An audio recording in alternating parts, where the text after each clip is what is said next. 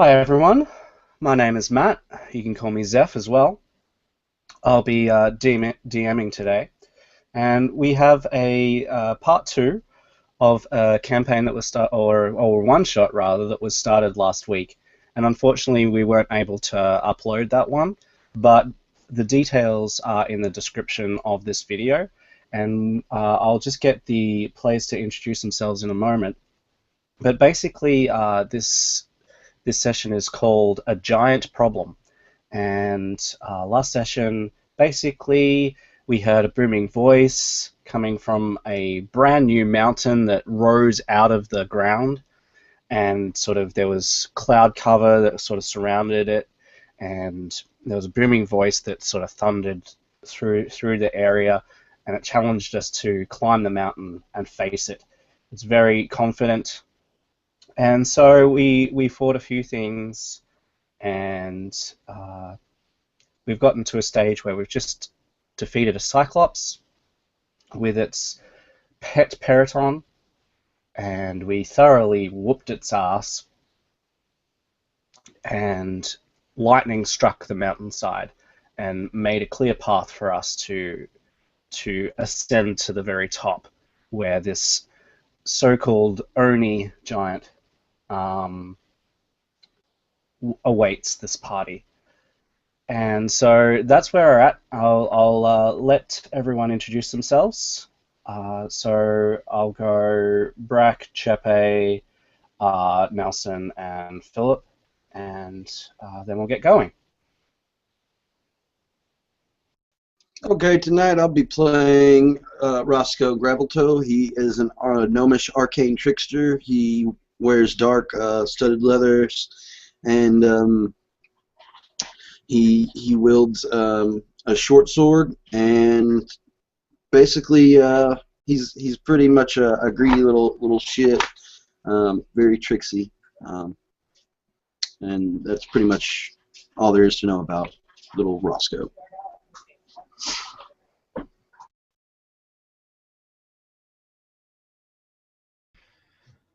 Hey, it's Chepe on the channel Von Trodden. Ella currently is waking up. She's probably having nightmares again, coughing up blood and a mixture of glass. She is, of course, a warlock with a fey patron whose name is Arsheim, who she has a very interesting relationship with. And her magic is based on communing with her master's flesh, and her master's flesh is, of course, composed of glass.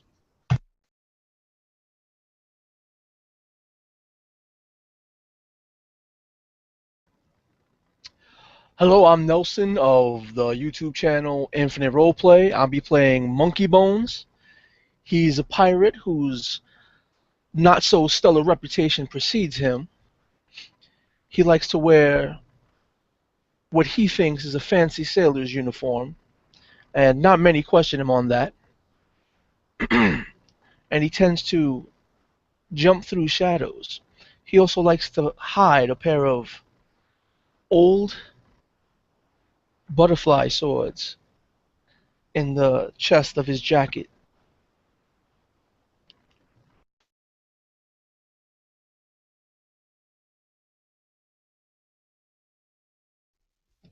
Hi, my name is Philip Posey, and I run the channel Maps and Dragons. Today I'll be playing the character Uxio, who is a 6th level archer. There we go. Alright, thanks everyone for introducing yourselves. Okay, so you do wake up, and it's been just an average night. Camping on the mountaintop. You wake up, and the heavy air is still very much sitting on your lungs heavily.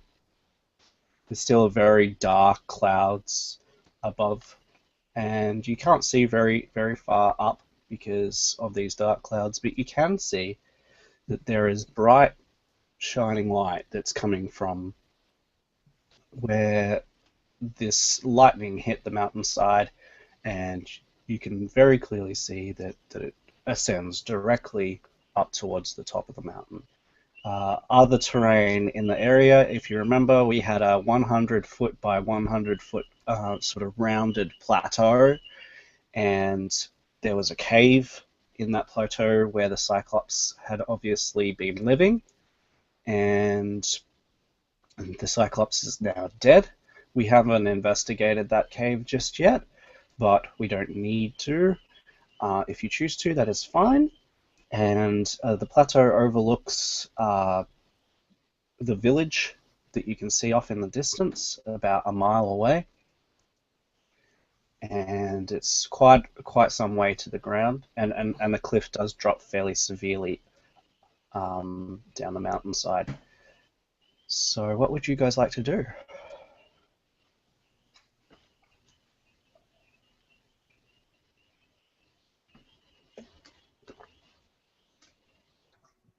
Roscoe's going to gather his belongings up as he wakes up, stretches, looks out over the scene, and starts making sure the rest of his party is ready to go. Moments before Uxio wakes up, he has the dream. There's a mother and a child sitting on the ground, and they're smiling. And you see the face of Uxio. And then you see the mother and the child, and they're drowned in a pool of water. And then you see Uxio, and he's smiling. His eyes open up from his sleep, and he has that same smile on his face. Stands up, puts his hand behind his neck, and he squeezes really hard and turns his head to one side. He walks over to the corner of a rock, pulls down his pants, and begins to take a piss.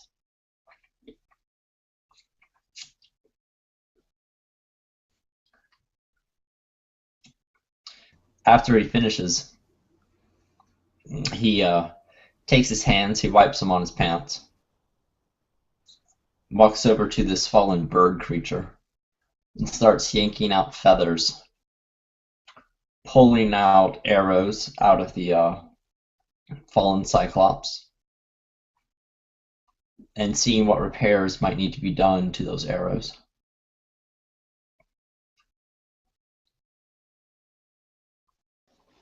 If he sees anyone who's still sleeping, he comes by and looks over top of them, kind of dead-eyed, and sits down, and he takes out some supplies out of his backpack, a couple of rations, some meat, some cheese, some stale bread, some honeyed water.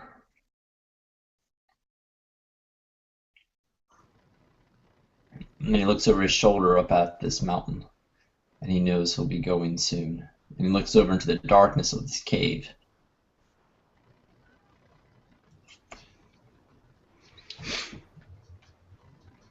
Still sleeping, Monkey Bones dreams of his old contact, his old employer. He sees the mayor standing there, smiling at him with open arms.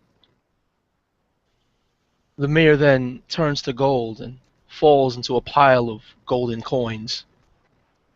These riches spread out before Monkey Bones, bringing great joy to his eyes, and then he sees this pile of coins burst into flame. The coins melt and then turn to ash. The flame dies and the ash disappearing in the wind. He crack opens his eyes, blinded for a moment by the light. When the light clears, he sees the figure of Uxio sitting down, rummaging through his pack, and thinks to himself, "Ugh, after this, I'm gonna have to find a new line of work."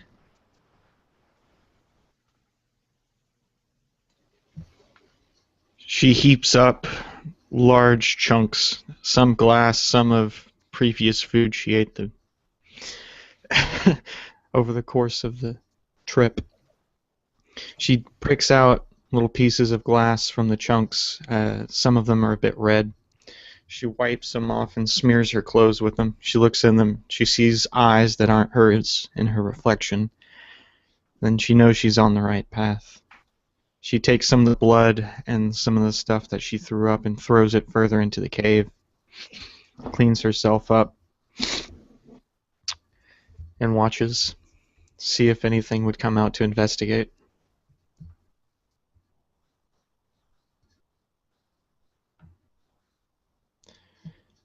Ella sits down next to the cave. She's her small, frail form just behind a rock. She's investigating. She has nothing better to do. She couldn't really sleep. Too many nightmares. She just gazes further into the darkness because she can see 60 feet within it. Looking for anything, really. As you're throwing... Go ahead. Hearing Monkey Bones exclaim, he would have to find new work. He smiles and moves up to him and says, "Remember, friend, we've got plenty of reward after this. We can probably end up going into retirement."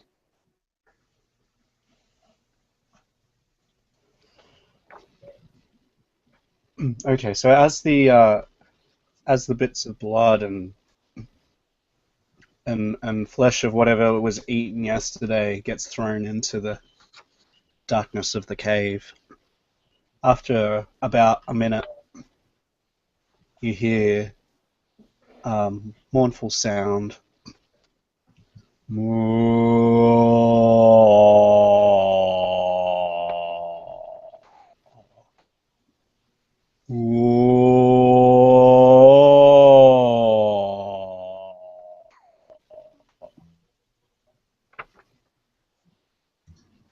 There's no movement, What?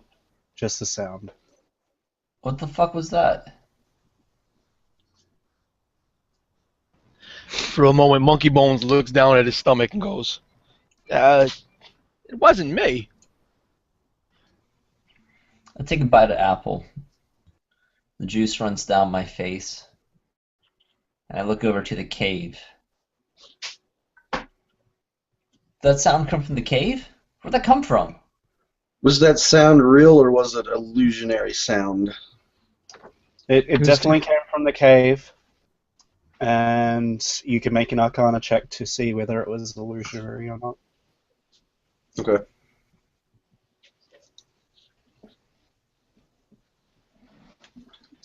Monkey Bones turns to look at Ella, first wearing a smile and then rapidly wearing a slightly grossed out look.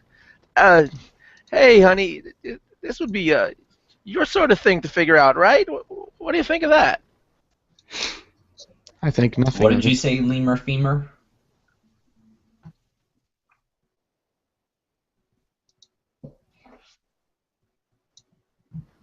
What?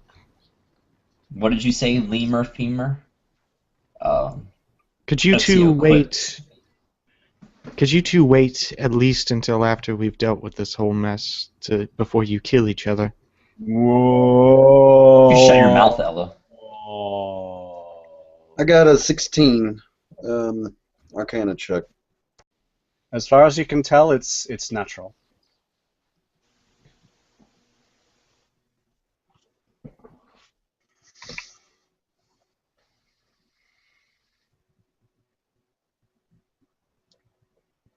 Strange that it's not out for blood. Something that lives in a cave typically does. Or at least, maybe that's just my memories.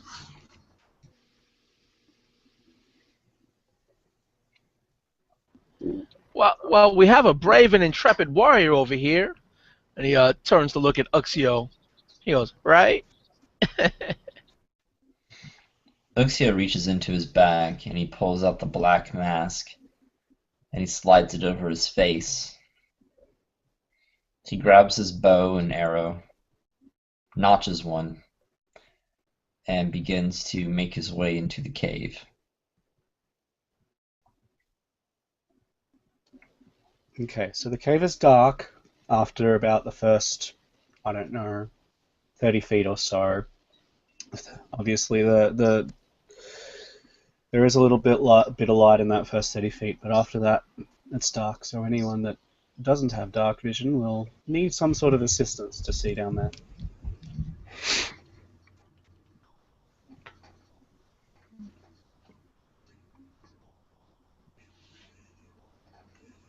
I nudge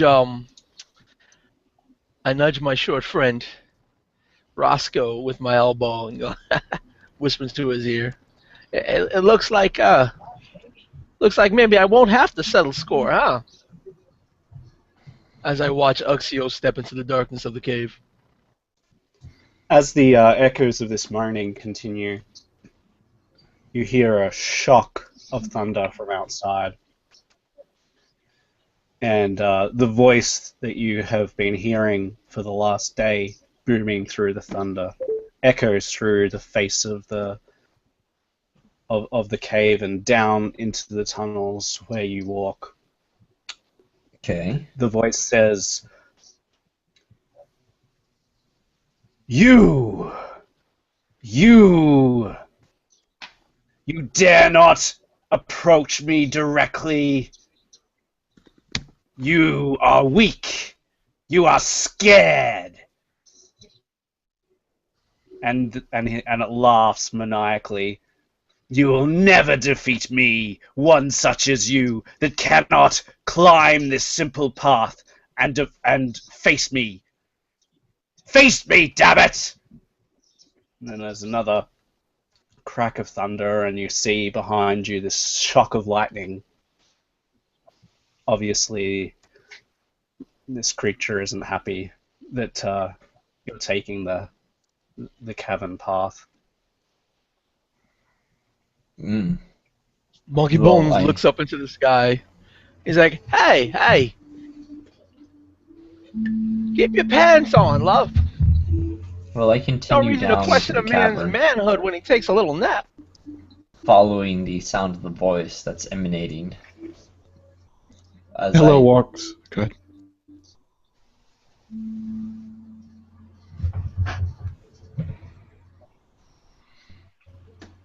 Sorry, I thought you were done. I'll stop.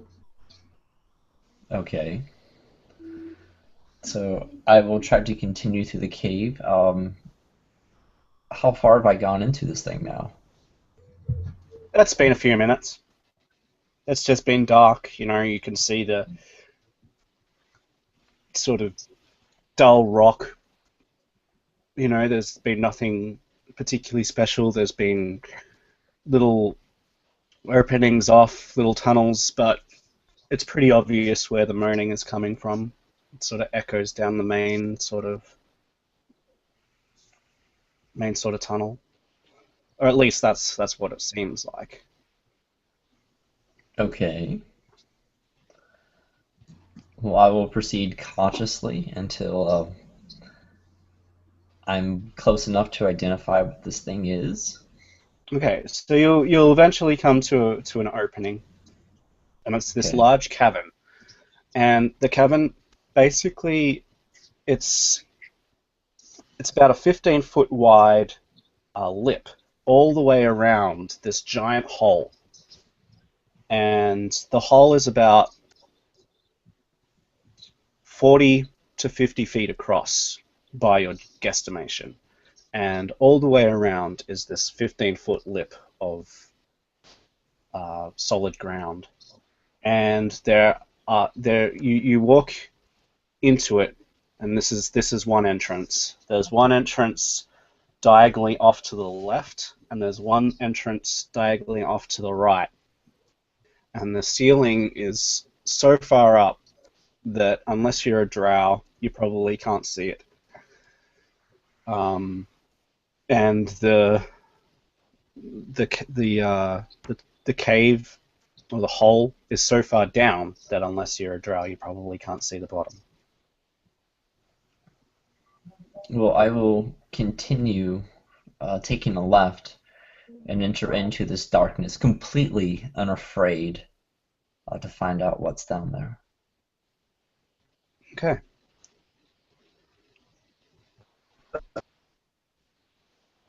Look, we're not going to let him have all the fun, are we? Yeah, Monkey Bones will start. He'll drop into a formation and start stepping and swinging his arms around, gathering his powers.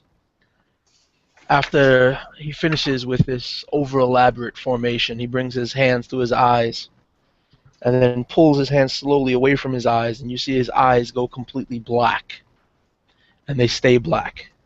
I'm spending 2 key points to cast dark vision on myself. Excellent. So this tunnel winds for a couple of minutes, and then up in the distance, around like another curve in the tunnel, you think you can see like the light of day, but it's very dull still because of the dark clouds.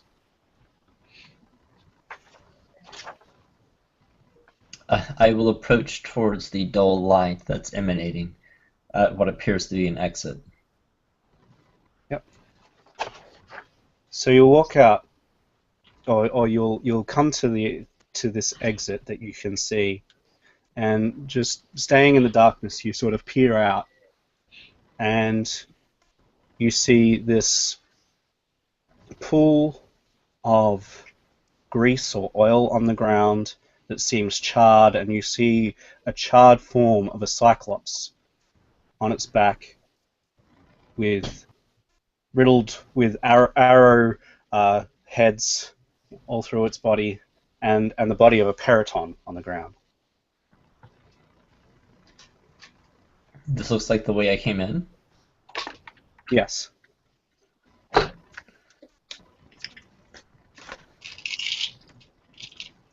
Do I see the people who helped me kill the Cyclops? Do I see Ella? Do I see Monkey Bones? Do I see Roscoe? They all are following behind you, I'm pretty sure.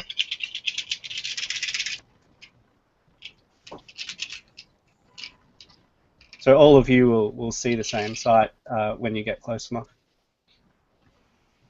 Wow. So we don't go that way. Let's try the other way. And he's pointing up the mountain. Come on, let's do this. We got this, right? Actually, I sort of step. you can be up front, right? You can protect me. I'm quite small. I'll step back from this vision, back into the darkness of the cave, and towards Ella, and look at her and go, Shorty, this creepy stuff seems right up your alley. What do you think is going on?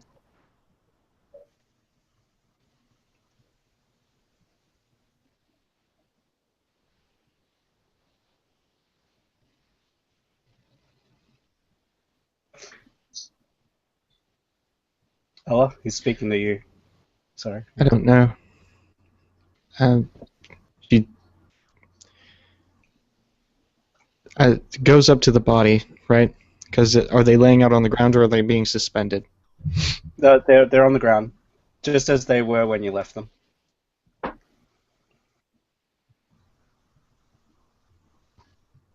So we came back the way we came in. So the outside is the exact same. Yeah, everything's exactly the same as when you entered.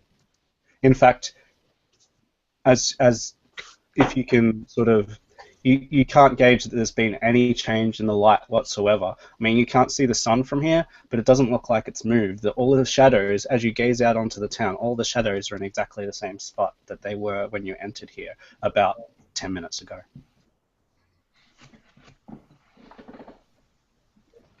Feeling severely creeped out and nervous, Monkey Bones starts reaching up towards his jacket and slides his hand over his button, unbuttons it, and looks under the left side of his jacket where he usually keeps his butterfly swords. Are they still on the left side or no? Are they still on the left side? So yeah, you've come all the way up the left passage, out into the open, or just before you get out into the open. And there's still a passage, like as you gaze back at the passage where you've just come from, it looks like the passage where you entered rather than the passage that you exited.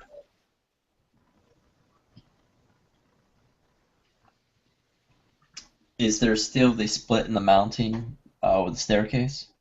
Yeah. It's like a ramp. It's like the lightning has struck it and like cleaved like this ramp. Well, I say that cave's fucked up, and I head up the ramp. Yeah, your swords are still on the left. That hasn't changed, and you know that there was the back into the cave. There was the passage to the right that no one has gone down. But if you choose to go up the ramp, that is fine. Yeah, that's what I'm doing. Awesome. Before he does that, I would like to etch with the tip of my blade into the side of the cave onto some rocks out of order. Okay. Very good.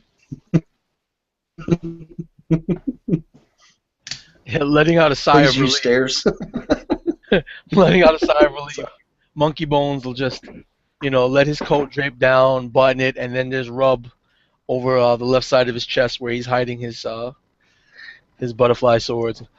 Whew, all right. Yeah. So that wasn't weird. And then starts stepping forward towards the light. Okay. So is everyone? I'm going up. Yes. I don't know about the rest of them. It sounds like everyone except for Chepe. Chepe, did you want to ascend as well? I descend and go to the right passage. Oh, you're going back into the tunnel? Mm-hmm. Okay, I'll come back to you in just a Alone? moment.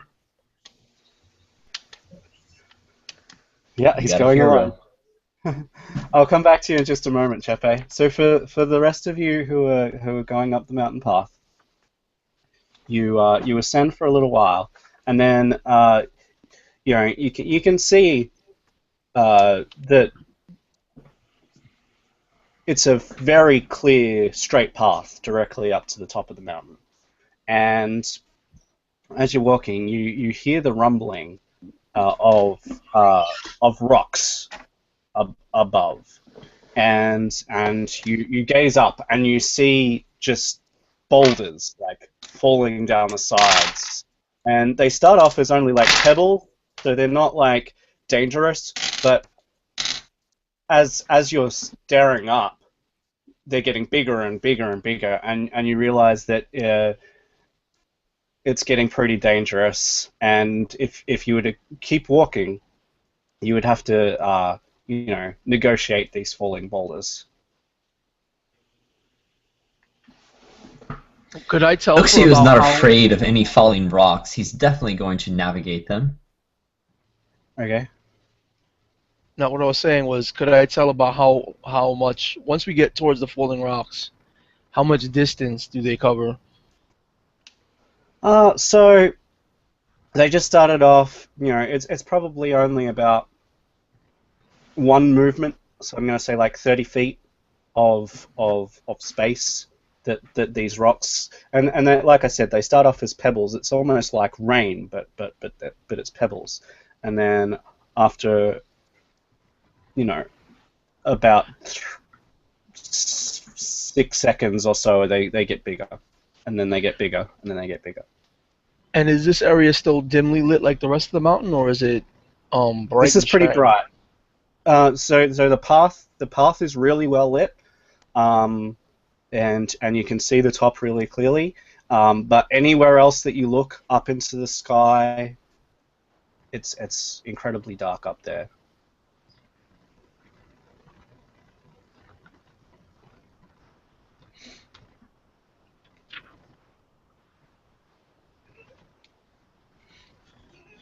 Arrows in hand, bow in the other, his brow sweating underneath the mask. He goes to run through the falling rocks and to pass this obstacle in his way. Okay. So I'll just get you to make a dexterity saving throw. Sure. Is it athletics or just pure dexterity? Just pure dexterity. It's just falling rocks. You just All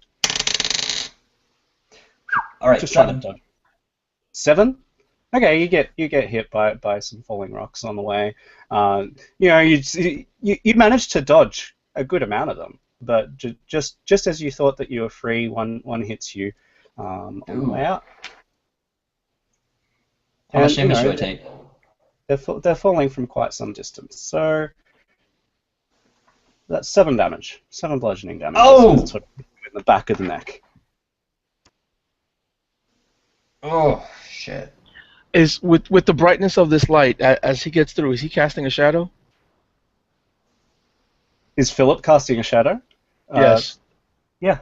I think all the rocks that are falling behind me, I think they would all be casting shadows, right? As the rocks fall? Probably some behind me, everything. some in front of me, all around. Well, here's why I waited for you to go first. Monkey Bones is gonna smile, and then just let his body fall back into his own shadow, and he disappears into his own shadow, and then rapidly rises up out of Uxio's shadow. He then puts both hands, one on each shoulder, leans over, and whispers in his ear right before tapping him on the back. Yeah, thanks a lot, buddy. And then calmly keeps walking forward. I grab him and throw him into the boulders. Saying all of this, I will reach into my component pouch and pull out a grasshopper's hind leg, and start casting a spell. And as I cast the spell, I ingest this grasshopper's leg, and I've just cast jump on myself. Jump? Okay. So I don't know whether we should roll a grapple check to see who can grab onto the other person. Were you expecting him to grab onto you, though? I think that's probably a no. I've seen his Well, bullshit I'm a before. monk, baby. You're a monk. I'm a monk, baby. So you guys can roll for grapple. I'm gonna give Philip advantage because I don't think that you would have been expecting him to grab you. So Of course, he gets advantage because he's the Uxio. Oh, shit. I'll... 22. Oh, what? We're rolling dice now. it's an opposed grapple check, so it's athletics. Oh, that's right, acrobatics. So it's 17 plus 8 for 25. Whoa. So you know what? I'll be the man and stick with this hard dice stream Okay. and get a it's not natural big 20. deal.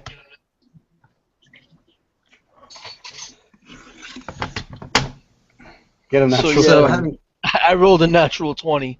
If I'm adding my acrobatics, it's a 26 total. Ooh, so you just win? Okay.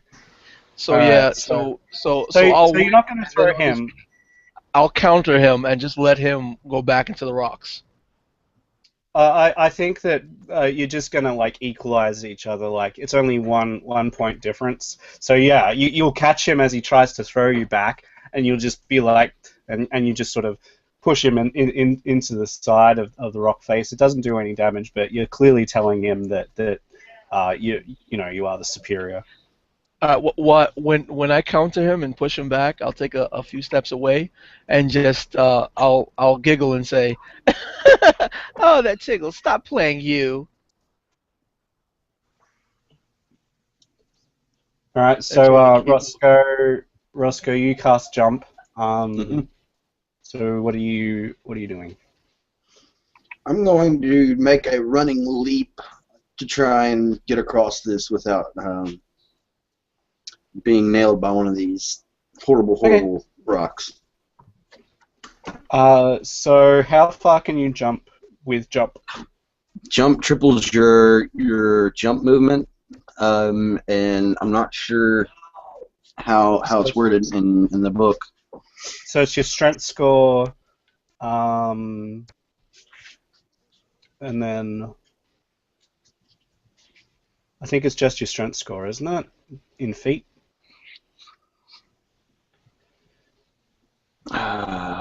I'm not sure. I can look it up if you want. That's all right. Well, You can just to come let back to you, me.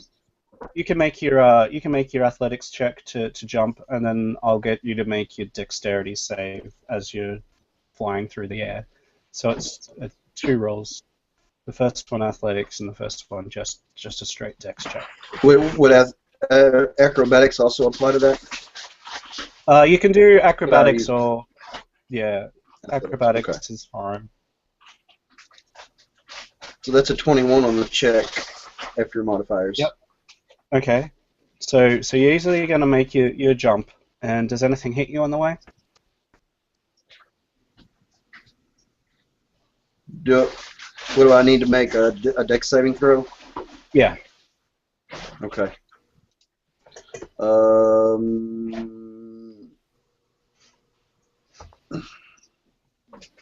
It's going to be a +6. So let me roll that now. +6. Holy God. Yeah, that's 11 after the modifier. 11. Okay, so one does sort of just graze you, but because you were jumping and because of your velocity, it only sort of just grazes you. You'll take 1 point of damage as it sort of rebounds off you, and you'll make it to the other side. I'll jump over to Chepe now. Chepe, you take the right path, and All right, before I go completely into it, can I do something? yeah. She takes out her arcane focus, the chunk of flesh that Arsheim had given her.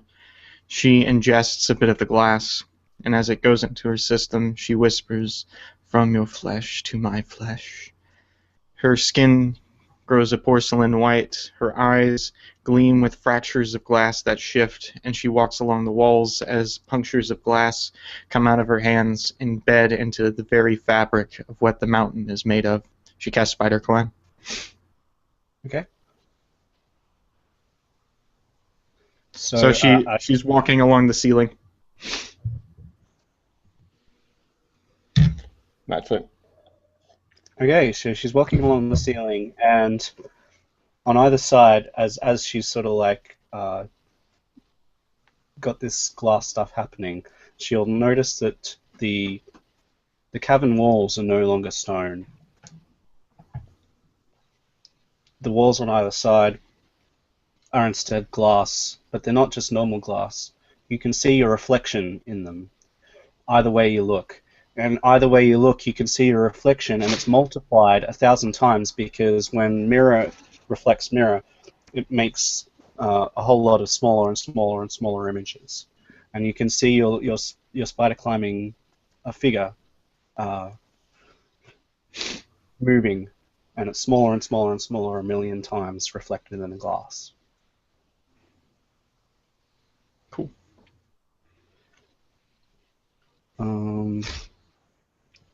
You'll continue climbing until you'll get to a rather large open chamber, but it's not as you would expect.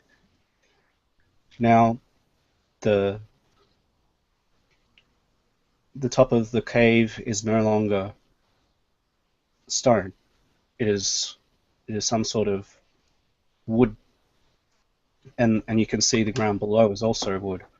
And you are climbing on the roof, and you come to a doorway, and it's a wooden door frame, and you are above the door frame, and you can only see diagonally down into it. The door frame has a door, but the door is open, and it's open inside whatever room, and you can see inside the room that there's polished wood flooring, and you can see some glowing light of blue and pink and green sort of flashing inside this room. You can hear music. What kind of music? Music that you could dance to. You can hear laughter. Pleasant laughter. She heads in toward the light, still on the ceiling. Okay, so you climb into this room, and before you see a masquerade ball. You can see these lights flashing from the ceiling, and there are figures dressed in ornate dresses and suits, the most amazing clothes you've ever seen. These are high nobility, and they are dancing together and laughing together. There are tables full of food at the very edge of the rooms, and the music is catchy, and you just wanna dance to it, and everyone is wearing a mask, everyone but you, and the masks are of zoo animals. There's tigers, there's bears, there's seals, there's alligators, there's any zoo animal that you can imagine is represented in a masquerade mask. What's on the other side of the room from where I'm at? So there'll be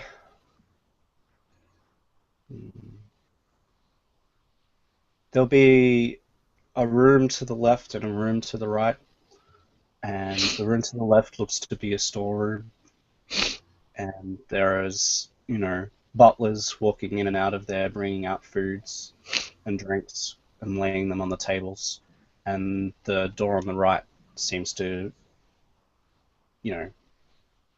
there's no one going in or out there at the moment, and it's closed. The music's catchy. You have this compulsion to dance. I'll get you to make a will save. Okay, wisdom saving throw. Yeah.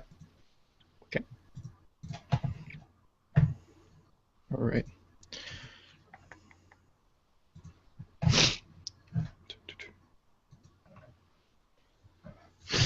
Trying to see if crap. It's on my character sheet. Yeah. Okay. I have advantage. Awesome. I'm using dice stream. Sorry about that.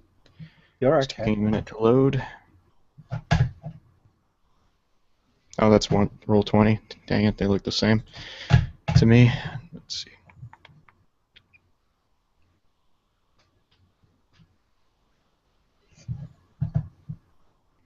So while that's going on, have you got it up there? Taking way too long for it. Yeah. So I'll just cross over to the others, and then we'll check it when it comes up. I got so, D20s right here, so I'll roll them right now. Yeah. Holy sweet butterballs. I wish I would have gone with dice stream.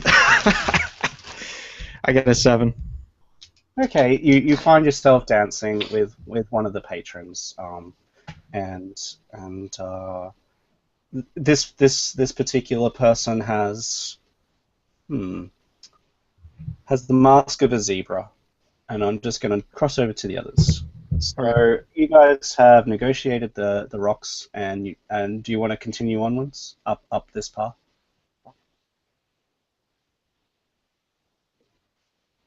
All right. So yeah, you'll continue onwards, and you'll come to this rather large sort of lip in the ground. It covers the whole width of the path, and it stretches about 30 feet, and it's filled with oil. And you don't think that the oil is all that deep, though it's really hard to tell from here. But your gut tells you that the oil's not that deep. But it's just this pit of oil that stretches before you. The light is brighter here than it's been anywhere else. As you're getting closer and closer to the top. Okay, so we see a pit of oil. We're not actually in the pit of oil, are we? No, you're just before. Just before you come to a stop because you can see the pit of oil before you. I'm gonna cast a firebolt into the pit of oil to burn it all away. Okay. The firebolt flies into the pit, and you see a flash of light, and then you see the ball of fire, the bolt of fire, sink into the oil and disappear.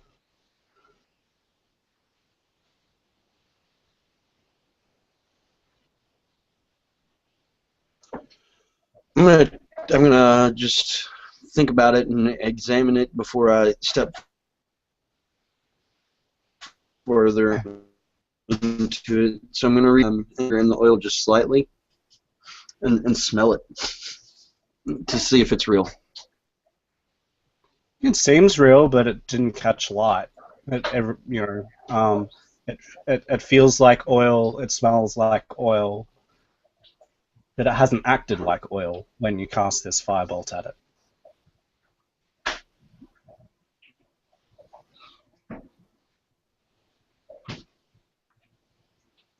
Okay. Dang. What kind of other things do we see in the area that maybe might be to our advantage or disadvantage? So it's just like rock cliff above you. There's rock path before you, and just this pit between you and more rock path, and all you can see is just cliffs and the clouds above. I'm gonna try and I'm gonna try and just climb the. I'm just gonna try and climb the cliff around the cliff edge to get around this. Okay. You can make a check to do so. I believe climb is athletics. Yep.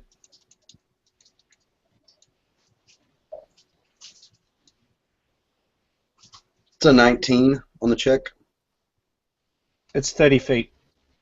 Yeah, so you manage to find yourself a hold in the rocks, and you shimmy over, and just your fingers are over this lip, and you're able to get about 3/4 of the way, and then the lip of the rock, it sort of stops, and you think that you can probably jump from here to the other side.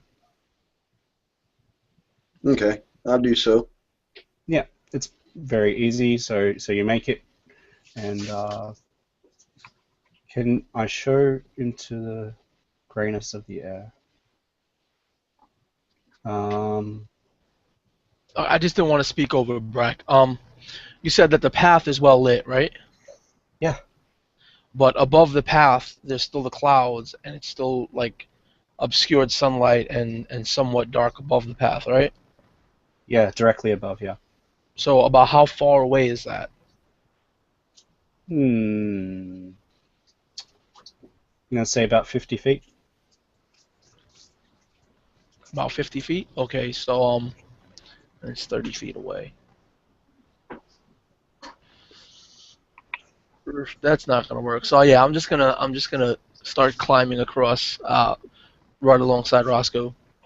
Yeah, you saw the lip that he took hold of, so I'll give you advantage on your climb check. All right.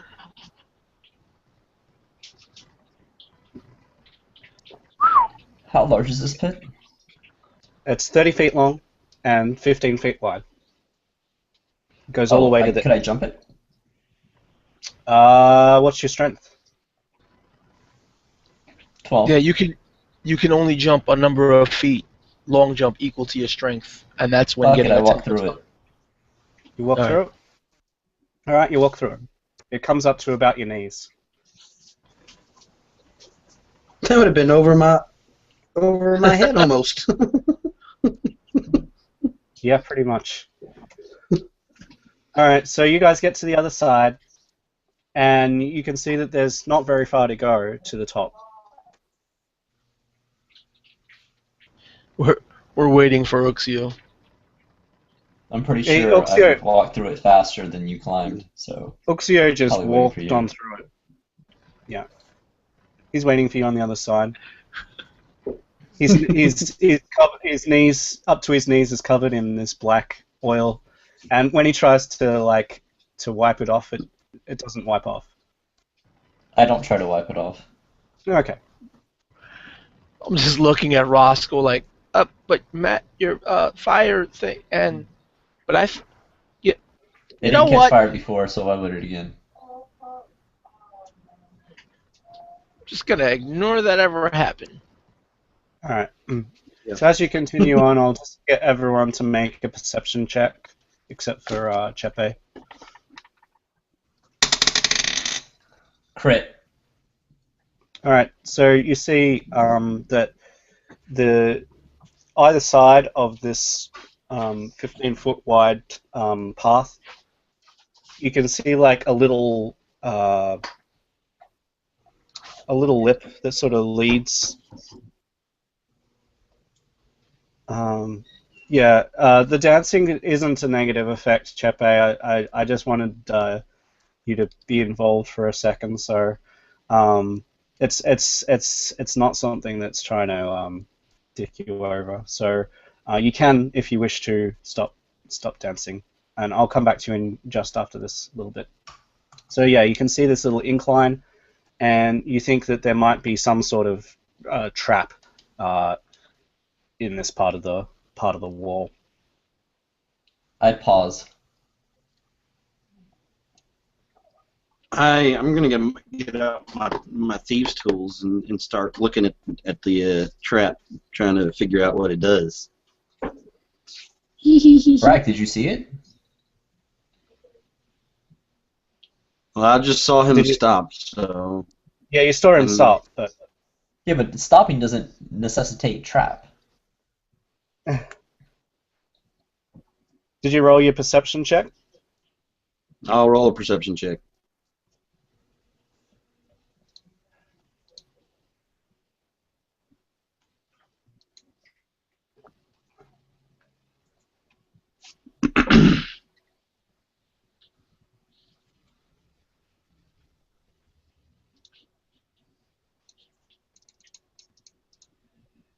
It's gonna be 11. Okay. You don't know why he stopped.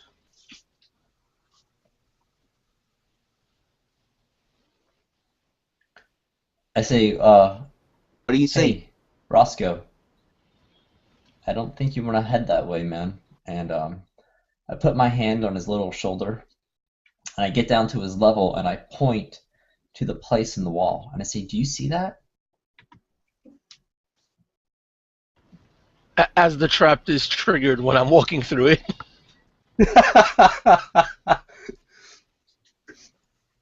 Yeah, so there's a burst of fire. Dude, I I rolled a grabbed 1. Roscoe. Gotta play it. And I called him close to my chest, and I turned my back to it to try to shield him from whatever happens. Okay, so there's a burst of fire. And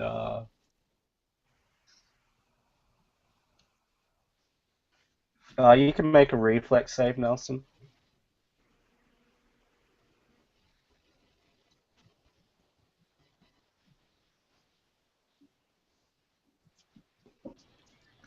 So yeah, that's if that's flat dex, Yeah. the flat dex is 19 total. Okay, you'll take half, so that's 4. 4 points of fire damage, and it's burning hot. Like it's so hot that Uxio can feel his legs heating up with when this fire happens, and they're getting really really hot, and you can take 4 damage as well. But you I managed can to take stop what? 4 fire damage, well, burning damage. I didn't fucking walk into the trap. I still get hit. Yeah, because it's so hot that the oil the oil catches fire, and then it'll burn off all to I the don't ground. understand. The oil didn't catch on fire before, but it catches on fire now. Was there a with the firebolt? Yeah, That's right. yeah. You don't understand exactly. Fair enough. I stop, drop, and roll, and I try to extinguish the fire that's on me. Yeah, it'll just melt. It'll sort of melt off. The oil is gone, and you feel fine. You're just a little Did singed. he let me? Did he let me go before he stopped, dropped, and rolled? Nope, Yeah, you're with me. We're rolling around on the ground together. Oh God. He's Yeah, like, I "Whoa, don't stop, man." drop, and roll. I jump forward, roll, and try to put out any fire before it messes up my fine threads. Yeah. So So how the much fire doesn't damage am last I any taking? time. I don't think you're taking any unless the fire like. Does he have armor on? I thought he had like full plate on or something for some No, I reason. have studded leather. Yeah, I think. Okay, good. I think. So yeah, you guys roll around. You're fine. There's no one really understands what the deal is. You cast a fireball at the oil and it sunk into the oil, and now this fire caught alight and then it burned off you in like less than a second, and it just doesn't make any sense. So now that I've Nothing. seen this You're right, it doesn't. fire trap go off, I would like to disable it. All right, so yeah, you can disable it. Um, You don't think that it's reset, like that it resets. You think that it's like a one-shot kind of thing. okay. Just immediately when I look at it, I'm like, okay, it's done. It's not gonna fuck with me again. Yeah, pretty much you can see that If I it have to, doesn't. if I have to spend a little while, make sure I'm gonna make sure because I don't want to just assume and move on and get burned by this thing. Sure. Okay. So there's only about sort of 40 feet left to get to the top. Yeah, And so my nerves are going to start going, and I'm going to get real antsy, and um, the adrenal gland in my body is going to start releasing chemicals. My eyes are going to dilate, and I start getting sweaty, and I'm just going to use second wind. okay. All right. So I get back 11 points, which puts me back up to actually max HP. Nice. Yeah, I after ensuring that there's no damage to my fine cellular threads, I cry out to the skies. You're gonna call us out and make us walk through all these traps? That's a real bitchy move to do. And then I turn to my allies. Ain't it got? Oh wait, hey, I say, yeah, we're off to see the wizard. did we didn't lose It's the a booming chicken voice, to but oil, we've seen did no we? one. And What? I say we didn't lose the creepy chicken to oil, did we? So there's a flash of lightning as you say that, and it's so bright that everyone blinks, and you're back down at the base of the path again.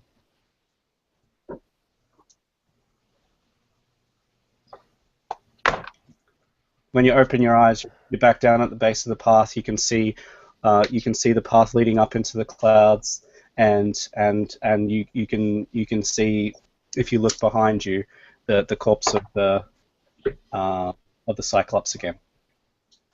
And you hear a booming laughter. Damn it, Monkey Bones! Damn it, Monkey Bones! Why did you have to say something? We were almost there. Damn it! What a bitch. How much did you say that we were going to get paid for this? A lot. More 6 months of than, yeah. Yeah, definitely. More than we'll ever need in our lifetime, and then some. All right, so for Chepe, we'll go back to him while you guys decide what you want to do. And Chepe, you've been dancing for a couple of minutes, and it's pleasant, but you, I would like you to make a perception check in this room for me. Okay.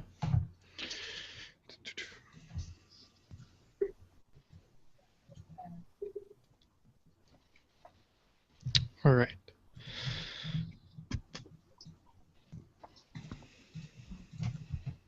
Six. 6. All right, so you're gazing around, and a brightness above you sort of catches your eye, and you look up, and there's a mirror ball, and you're gazing up into the mirror ball, and reflected, just like spinning, you see time and time again as it comes around, the mask of an elephant. And the face of this elephant looks exactly like the glass elephant that you took from the mayor's house. Interested, I still have Spider Climb. My porcelain figure contorts to look like a mask, and I cast Minor Illusion to look to blend in with the crowd. As I dance through the crowd, I go over to the nearest wall and hop on and walk up toward the ball that's dangling down the light. Okay, so you'll climb up and take a closer look at this mirror ball. Mm-hmm. So if you're above it, when you look down, it's less bright up here because the light is sort of angled down to reflect onto the ground. But you can still see every so often the face of one of these patrons has this mask, but you're unable to see the patron when you gaze away from the mirror ball because you rolled a 6. You're unable to actually find them in this crowd, but you can see them every so often reflected in the mirror ball. Feeling the being manipulated and being forced in an urge to dance, she feels something's weird about what's happening. Takes her dagger and tries to cut the mirror ball. You'll cut it. The mirror ball falls, and the crowd gasps as the spinning sort of gets out of control, and some of the patrons are a bit slow on their feet, and some of them jump out of the way, and the mirror ball smashes onto the surface of the floor, and just glass just flies in every direction. And one of the people that unfortunately you hit, you notice as they sort of try and pry themselves up from the floor with cuts and grazes all over their skin, you notice that it is the mask of the elephant.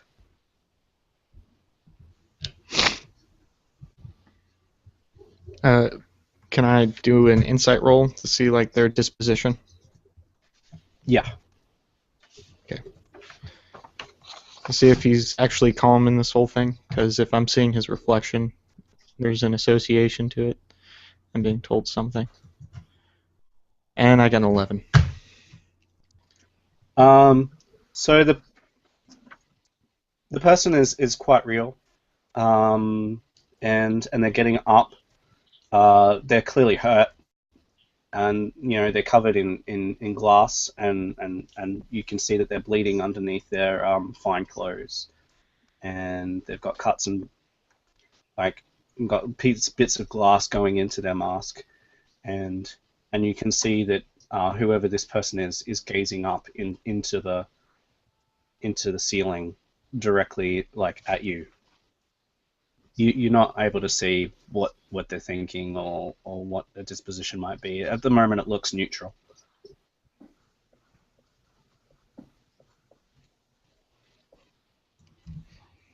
My head turns 360 degrees. You hear the crackling of glass. I look at him. You look at him? Alright, so suddenly the glass elephant starts flying. Flying through the air in circles and circles. And you're watching as the glass elephant flies and flies, and suddenly it flies directly at you, and you can feel the glass impact on your body and shatter. And suddenly you are somewhere else. You are with the party on the mountaintop, not on the mountaintop, with the party at the bottom of the cliff, and they look peeved. So how did I appear? Did I just like break up from the ground with glass shards everywhere? So there'll be a flash of lightning, and the lightning is glass, and the glass will shatter on the ground, and then it will piece together in the form of Ella. That was cool. I'm just breathing heavily. I'll rush over and try to help Ella to her feet. Get up. Are you all right, dear? Are you all right, dear? Just dealing with petty creatures. Chepe, as you gaze up at your friends or these people that you've met just yesterday, all of their eyes are glass. They've got glass eyes, just like teddy bears.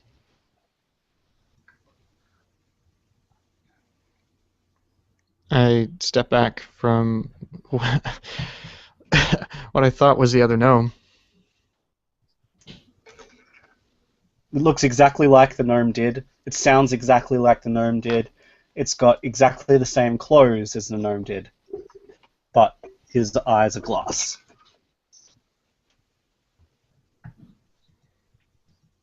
What's wrong? What's wrong? You seem frightened. Can I try insight to see the sincerity of what he's saying? Yeah. 7. You're really confused.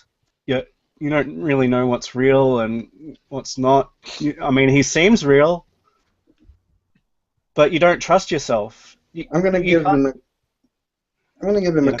give Ella a comforting pat on the back to kind of help. I'm using the aid action to give her advantage on her roll. Okay. For insight. Okay.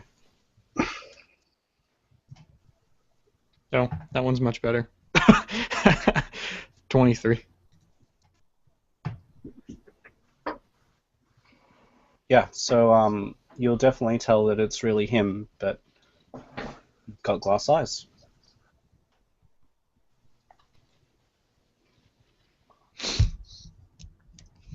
Am I being told something? Just hear her whispering to herself. She's looking at this amalgamation of glass, this glass bowl in her hand with shredded top. She's just looking into it for a sign. She's bewildered.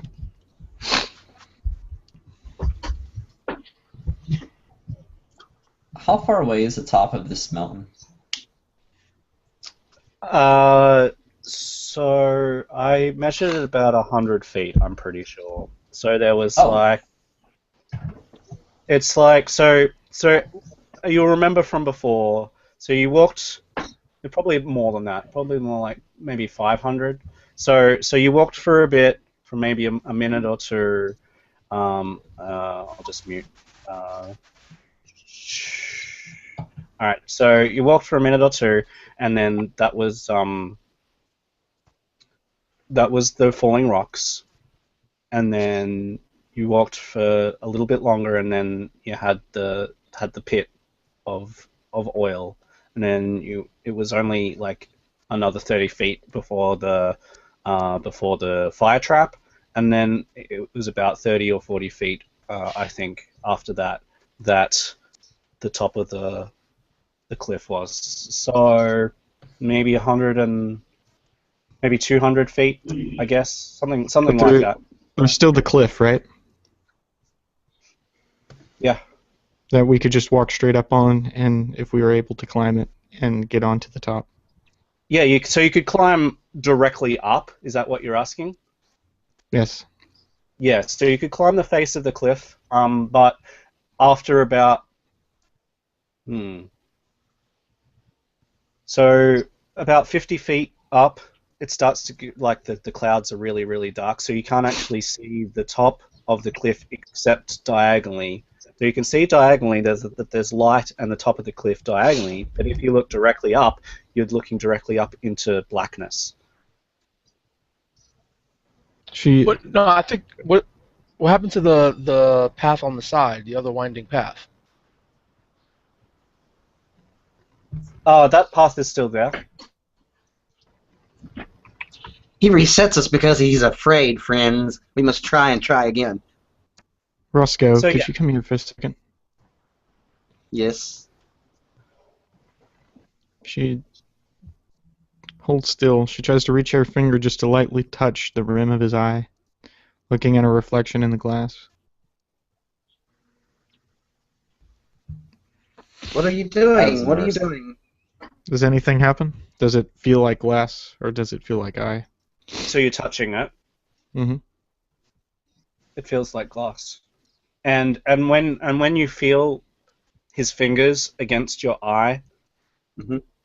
it doesn't hurt. Like it doesn't feel like his finger is against your eye. Oh, It okay. feels like it feels like it's against a hard surface. It's like there's something over your eye. You can't actually feel his touch. I would try to feel my own, except mine is already glass. I'm still communing with my master's flesh. So it's like, my eyes are already glass as well. So what are the other guys thinking? I'm I'm gonna go wondering how over. Uxio is. I'm Go going ahead, over Nelson. to the corpse of the Cyclops, Sure. and I'm just gonna cut off one of his large hands. And as the others look on, probably creeped out, I'm like, "What? So we can trigger the trap next time."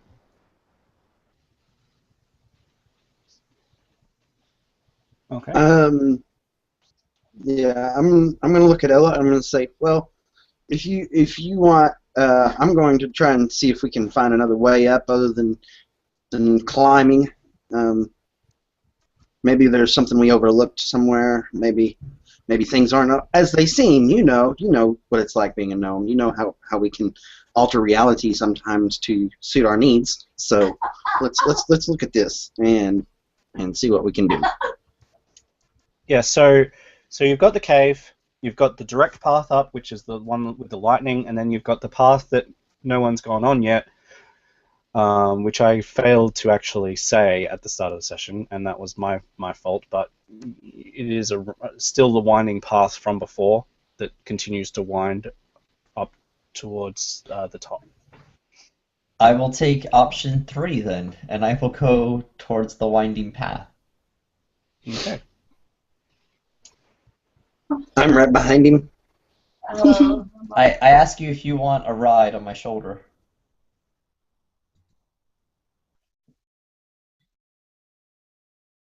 Thanks, but I think I'll just walk. I appreciate it. Just because I'm a gnome doesn't mean I'm not capable of carrying my own weight. Alright, well, I thought you might like a piggyback ride.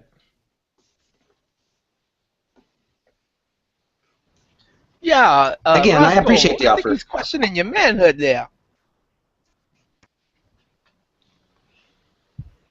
All right. So is everyone going on this winding path?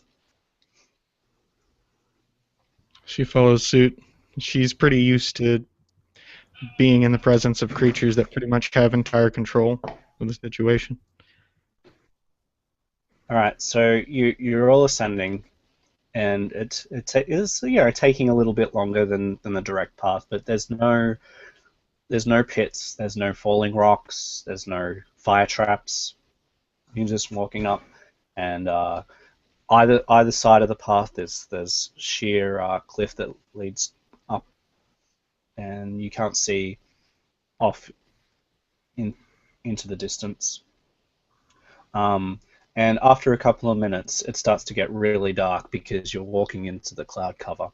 And as you hit the cloud cover, you hear...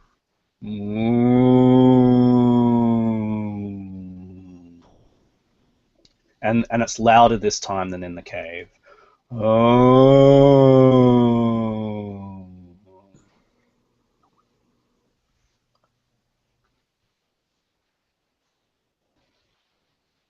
This is the most ridiculous sounding thunder I've ever heard in my life.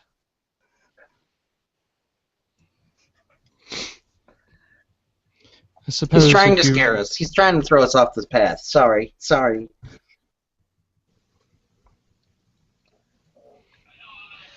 Ooh, you ain't gonna fall on monkey bones here, you know? Yeah, so as Uxio keeps walking up, he's going, ooh, ooh. All right. You can see movement ahead. And, I shoot him. yeah.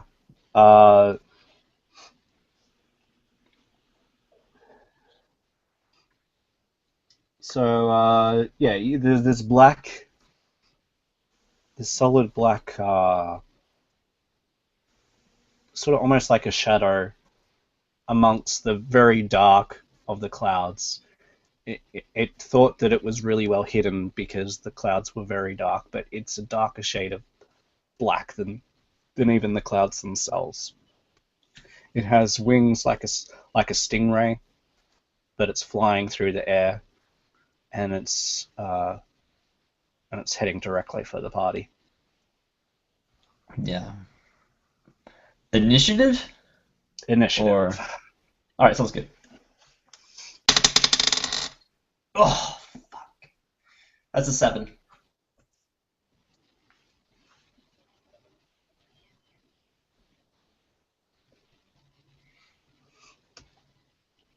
Okay. My total initiative is 20. All right. So we've got Ella 21, Monkey Bones 20, I'm 19. 19, and Uxio got 7. Okay. All right, Ella, I believe you're up first. So I still have a clear idea where it is, right? I mean, it's like a looming shadow coming right at us. Yeah, it's just like flapping down, and it doesn't realize that you've seen it. It thinks it's really well hidden in this dark. So I have advantage then, right? Unless it's cover. You have advantage for this attack. Right. I gather up some of the glass shards, whisper into it again, from his flesh to your flesh, and launch out 2 Eldritch Blasts.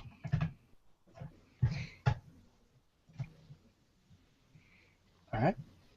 That is a 13. What was that? Wait, let me double check.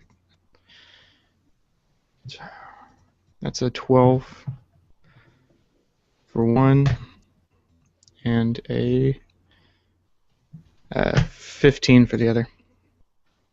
12 and 15. So the 15 will hit. The 12 unfortunately will not. It's caught up in the dust, I'm guessing, the wind. That is... What was that? Eldritch Blast is a D5 or D8? Well, it's an Eldritch plus 10, D10. It's a D10? Yeah. But I wasn't sure how much it is at this Yeah, level. I was going to ask. It's 1d10 for each ray that hits. Gotcha. Sorry about that.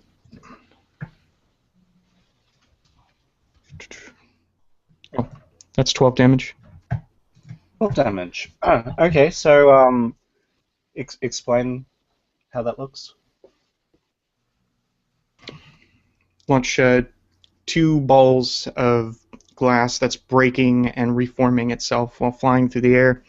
One of them gets caught up and gets in shards within the cloud of dust and the clouds that are surrounding it. The other one splits into multiple shards and lodges in several different points of its wings.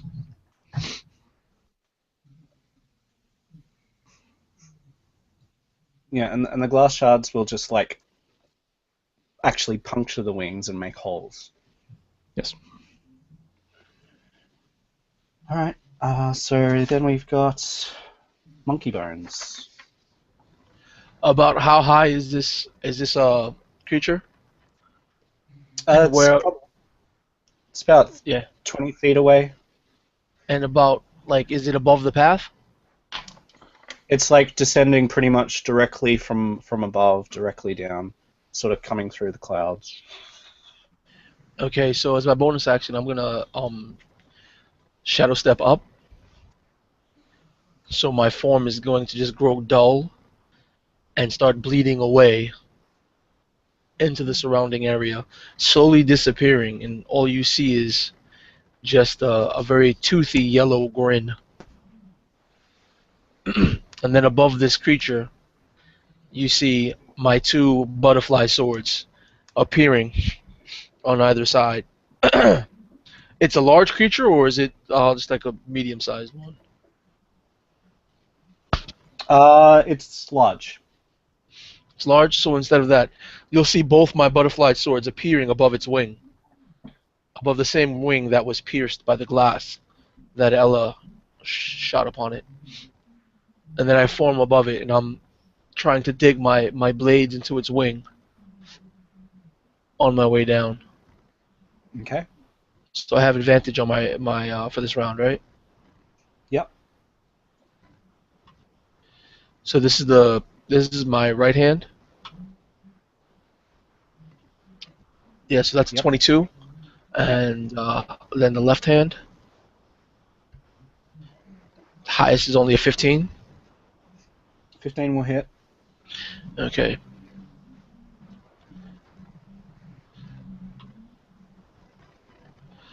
So that is 9 points of damage. Okay.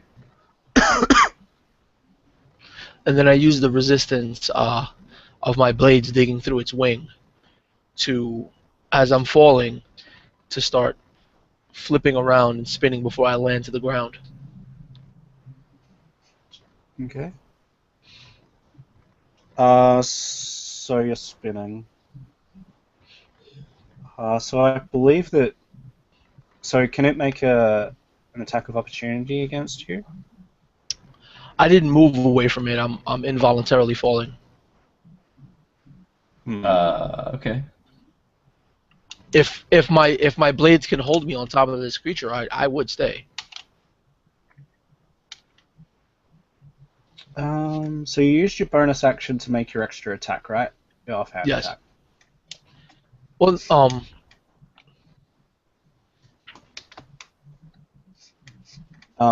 So you'll just fall. actually, I was two separate attacks. Sorry. It takes 3 more points of damage because I use my bonus action to shadow step up. But I have the extra attack class feature. Okay. So bonus So- action to shadow step. 2 attacks on the way down. All right. So what I'm gonna do. Downside. Still take falling damage. Yeah. All right. So 30 feet, we said.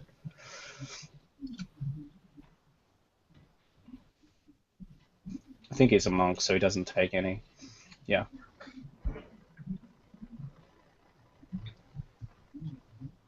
Yeah, he has safe fall, so. Yeah, you're fine. Yeah, thought I he just had to reduced spend the a bon- damage I by thought he had to 30. spend a bonus action and a key point to do it, though. No, it's a reaction. Okay. I use my reaction, and I can reduce the falling damage by 30 points, which is 5 times my monk level. Alright. So that's that. And we've got Roscoe. Roscoe's just going to stop dead in his tracks seeing this thing, and he's going to make a little arcane motion with his hands and force out a firebolt from his hands, once again shooting at this thing with a 23 to hit for a total of 19 fire damage. 19. Holy crap. That's, Okay.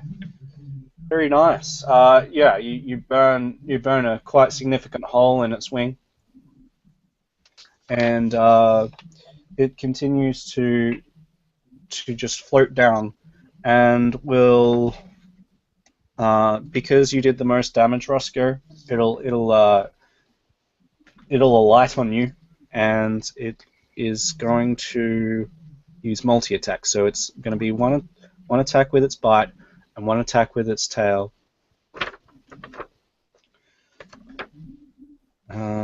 Each creature. Okay. Yep. So that's 2. So the bite is 22 to hit, and the tail is 16. Okay. So to both of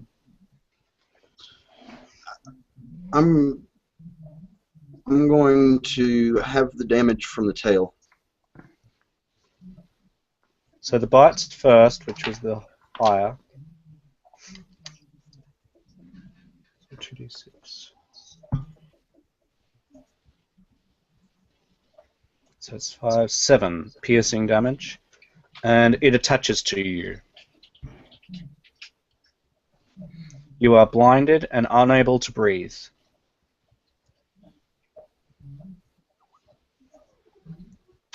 Okay. So I've taken 9 points of damage. Is that what you said? I'm sorry. Yeah. Total.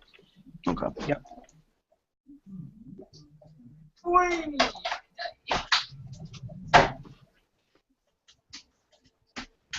And then we've got Uxio. Uxio grabs an arrow, and it's like taking the hand of a beautiful woman. He brings her close to him and arches her back and slings this arrow into this monster that's attached itself to Roscoe.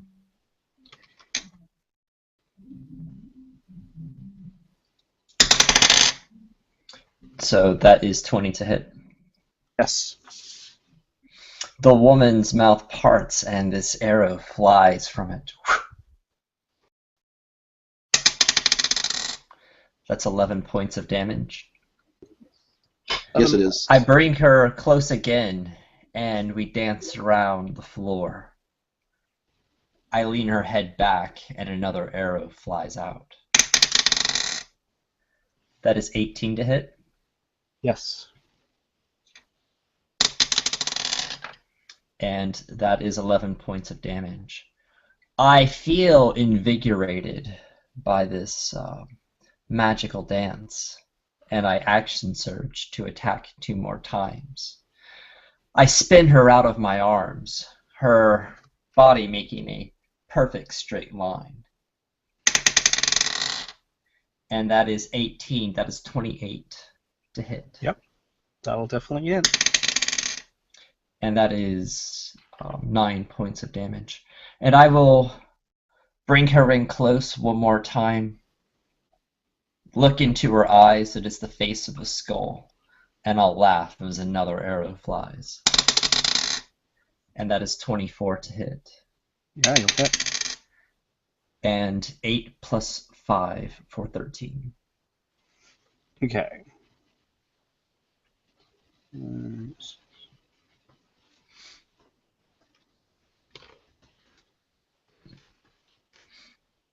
I'll stand there in the darkness, watching this creature. And I say, "Death, we dance again." Okay, so Roscoe, the creature is attached to you. So while it's attached to you,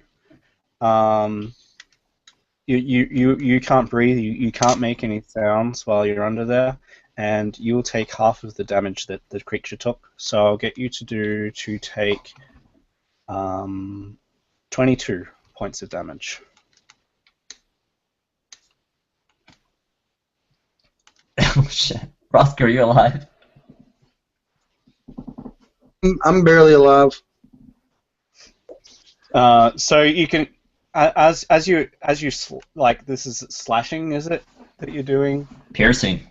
Piercing. So as you're piercing into this creature, you're just in a blind rage, and then at the end, you can see blood, and That wasn't a blind rage. That was a dancing just death. dancing death. All right.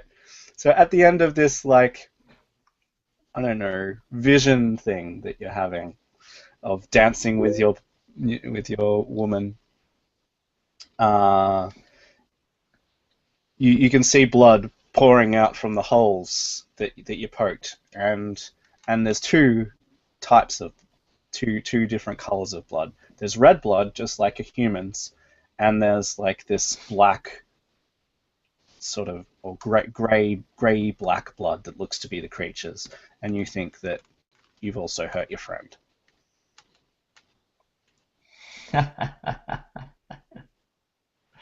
Oh shit! What have I done? Well, I don't know about friend, but I like Roscoe. yeah. So okay, so that happened. Then we go back to Ella. Okay.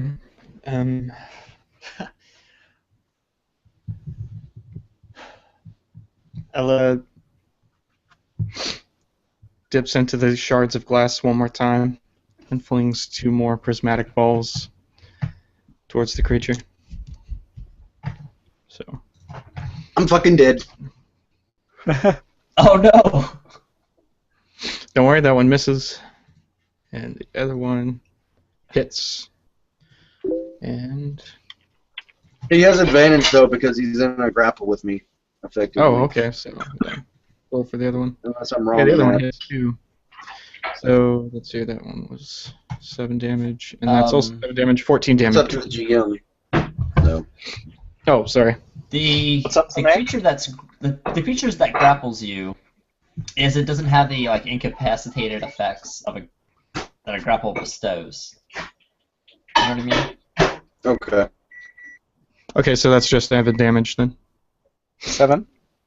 One again gets caught up in the wind, I'm guessing, and the other one. So take 3, Roscoe.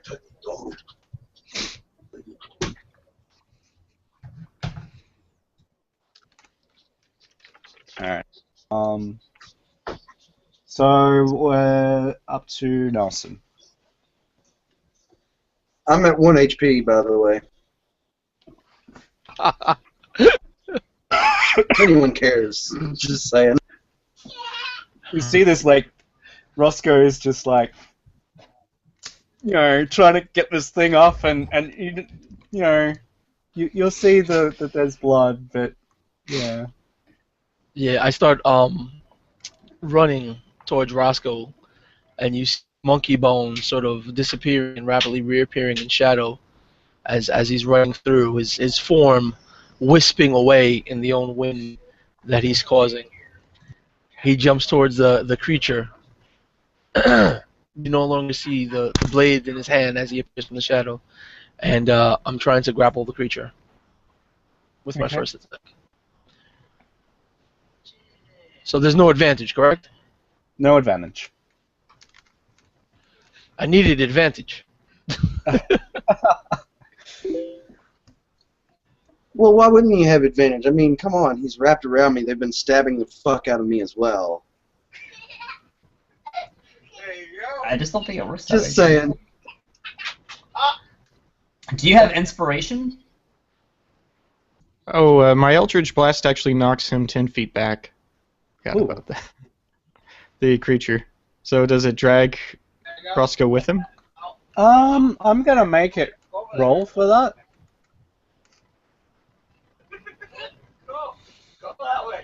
No, it's not connected anymore. So your Eldritch Blast, your glass shards just hit it directly in the face, and it's just let go and being just pushed back 10 feet. And I guess while it was being pushed back, that was when Monkey Bones came in and went for the grapple and ended up getting whisked away because it was flailing up. Apparently, that's why I missed the grapple. It wasn't quite where I expected it to be. Monkey Bones is much better at that.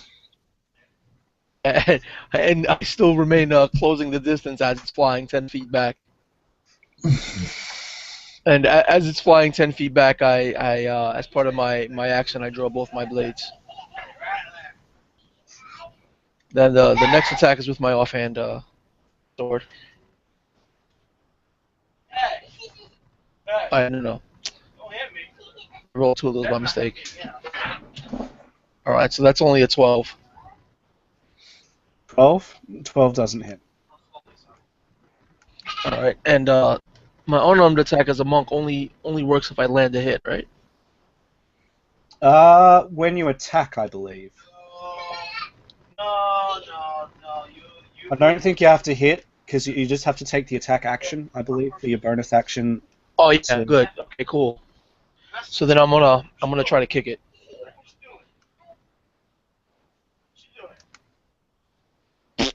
That's only a 13. I love Dice Stream. So it's just like in the air, like, you know, it's been pushed back, but it's in the air, and you go to kick it, and it just like flaps its wings once and just gets out of reach of your kick. So I just try to grab it. It's thrown 10 feet away from me, and as it's going back, I'm chasing it down. I swing with my left hand, the blade narrowly missing it as it's still flying backwards with the momentum.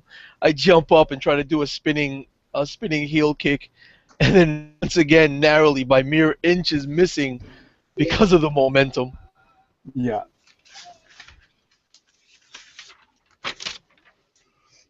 Cool.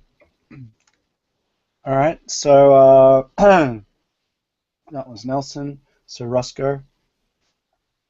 Roscoe using minor illusion. He dives and moves behind a rock and uses minor illusion to make himself appear as his surroundings. He's become a rock, a 5-foot boulder that looks like the others around him.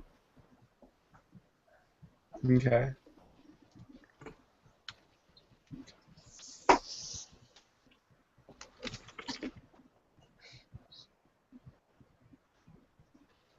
All right. So that was your turn then? Yes. Okay. So you're a rock. Rock!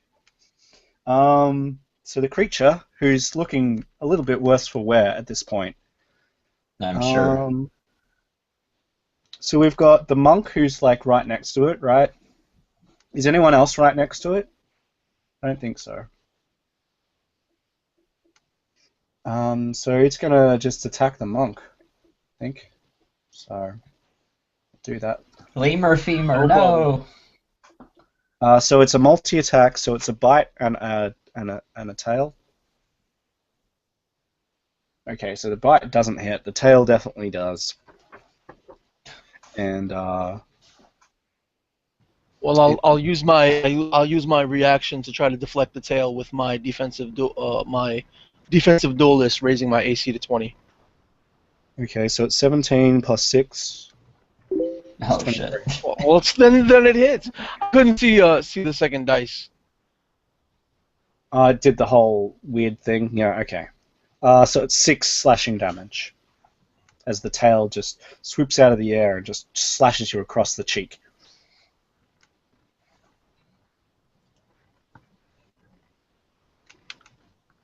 Alright, and it's Uxio's go. Did Uxio see where Roscoe went? Probably. You probably saw him meld into rock. So the shield on my back. I say, Roscoe, do you want the shield?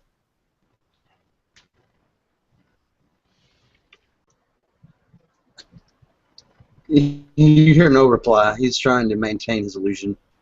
All right. Well, I don't want to give away his cover then. I pull out 2 arrows in between my fingers, like 2 giant claws. Pull them back. My heart's racing. My eyes dilated with excitement. My mouth has gone dry, and I pull them back close to my heart, and I let these arrows fly at this creature. 15, 16 plus 10, so that's 25 and 26. Yeah, absolutely will hit. All right. Turn around. So that is Watch it. 8 and 13 for 21 points of damage. It was just a fact. 21. Boom! Boom! Alright, describe how you kill it. So, Lady Death walks over. She places a single finger between its eyes and says, "Be quiet, my child," and it is no more.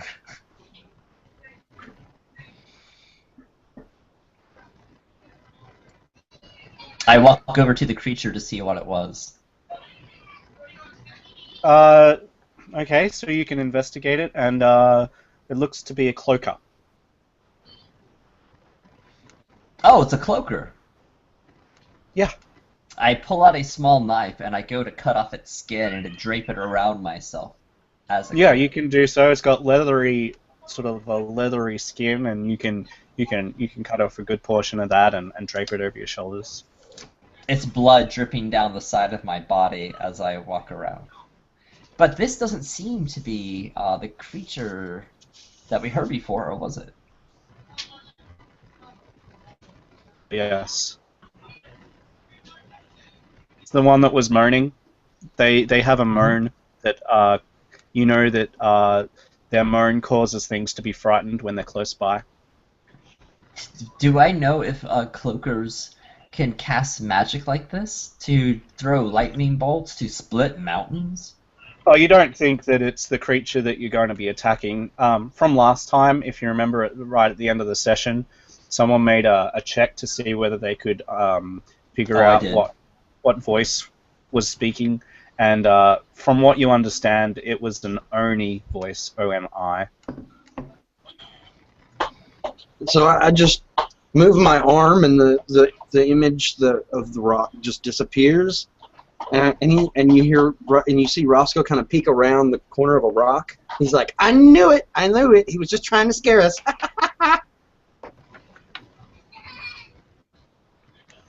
I walk over to TV to you. rest. I pay no attention to Ella. And I walk over to him, and I get down on one knee, and I stare at his face, and I see all these puncture holes from arrows. I shake my head. You're lucky to be alive. And from my backpack, I pull out a medicine kit, and I try to start bandaging his wounds. Okay, go ahead and make your make a check. I had medicine as a skill, Okay. so that'll be a +3 to the roll. All right.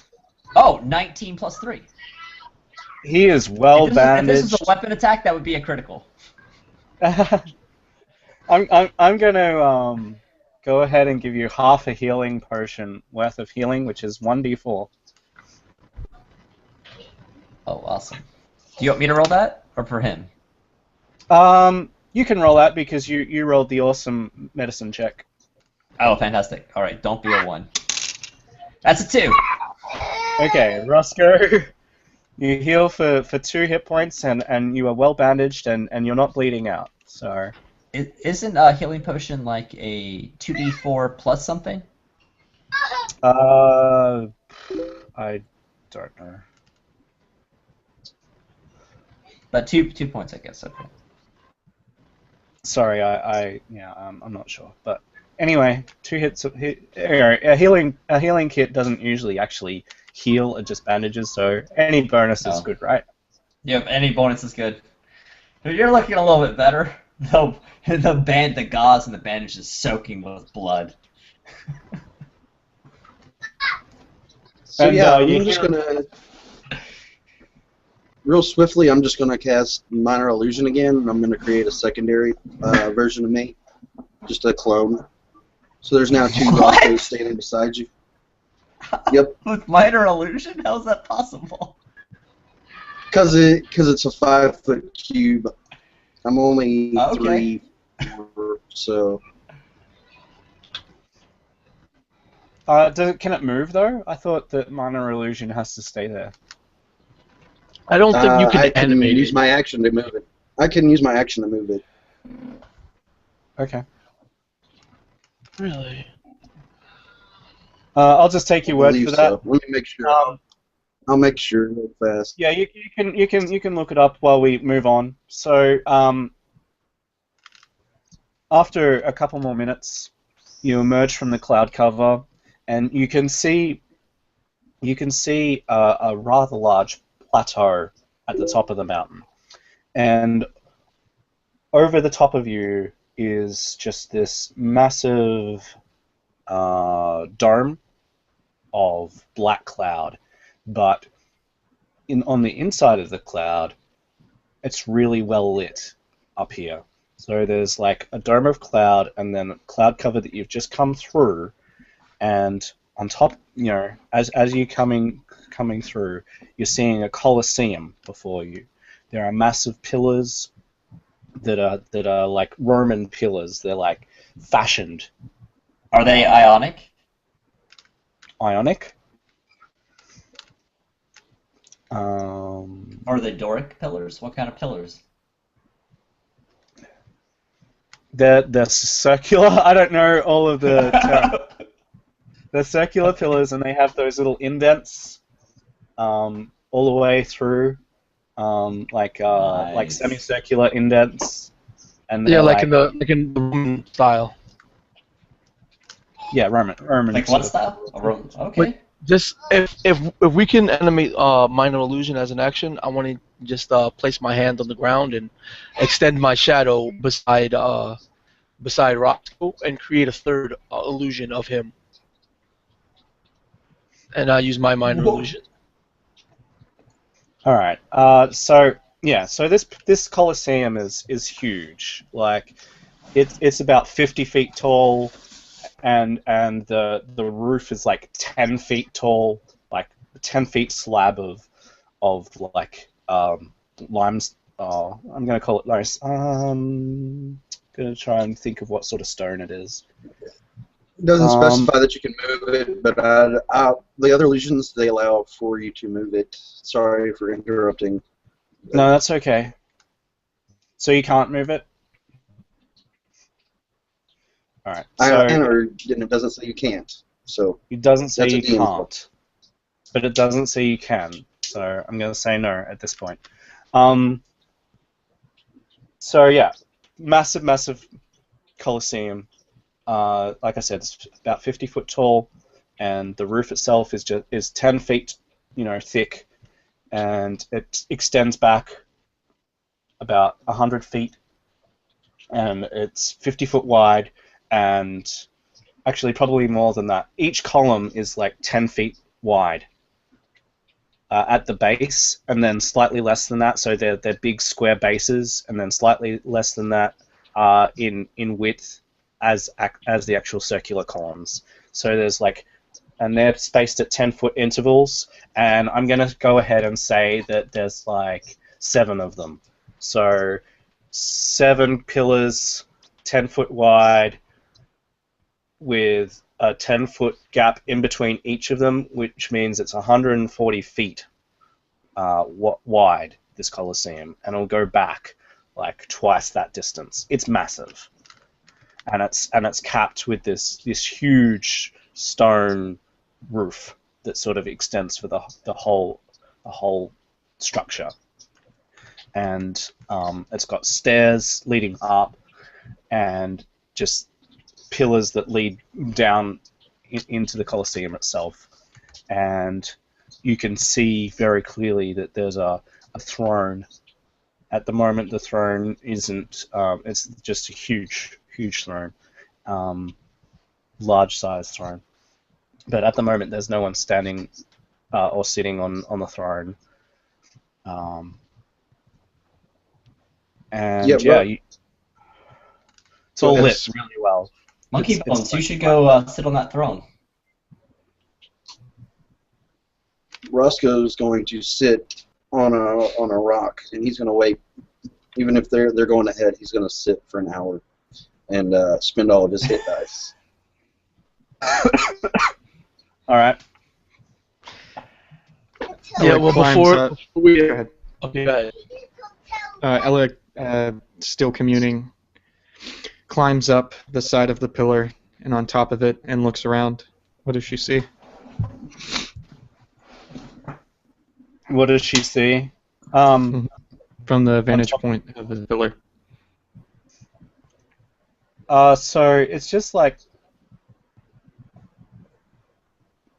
pretty much there's just this coliseum, around there's a couple of, wiry trees. They're mostly without life. Got maybe a couple of leaves on them. There's craggy outcrops. You can't see beyond the dome of cloud outside of this cloud, but it's really well lit inside, and you can just see this coliseum which takes up the majority of the space. And pretty much the coliseum is just a coliseum, it's just this big stone structure, and it's really well appointed as well. So there's like a red, like a crimson red carpet that's sides. It has like golden tassels all the way along its length, all the way into the throne room. You can see like urns that are, big, 10-foot tall urns, 5-foot wide, that are like spaced through all of the area, and yeah, it's really well kept as well. Like you can hardly see any dust here, and there's no glass at all that you can see in anywhere in the area. I shout down from the bottom of the pillar. I don't see much of anything. Where's this voice that we keep hearing? I walk up to the throne if I can. Yep. All right. I So take you a walk seat on the throne. Okay. You take a seat on the throne. Let me just consult my notes here. So, Uxio, you're in a tavern. You open your eyes, and you're in a tavern. It's a crowded tavern. There is a bright fire in the corner. It's warm. It's comfortable. Out of the encounter officially now. Okay. There's a really good-looking barmaid who's serving drinks, and she comes over to the table, and you realize that you haven't heard from your guild in quite some time, and so you pull out your parchment paper that you've used before, and you can feel your nose clogging up and getting all heavy, and all of a sudden your nose starts bleeding. Drops of blood come down onto this parchment, and you gaze down at the parchment, realizing it's a sign, and the name that you see is your own name, Uxio. Does the blood that drops out of my nose like form the name on the paper? Yeah, that's what I was going for. It just singular drops, and you can just see the drops spurt out, onto the paper, and drop after drop falls down until you see your name.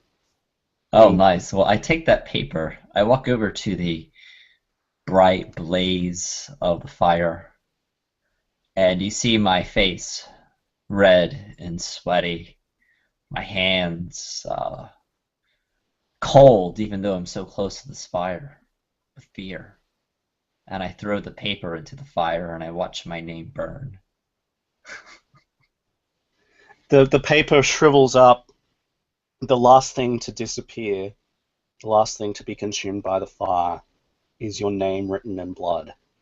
The rest of the paper just scrolls up almost instantaneously, and it gets to framing your name, and that sits there for about a minute, and it's excruciating. Nice. It's an excruciating minute. You're just like, come on, burn, burn, and it just won't burn, and then gradually the black will come up and will consume your name, and finally it'll just flake into ash.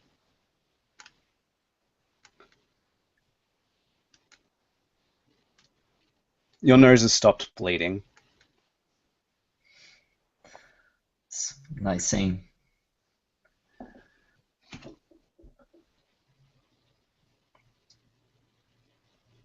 So, I'm still in this tavern? Yeah. Oh, fantastic. I walk over to the barmaid,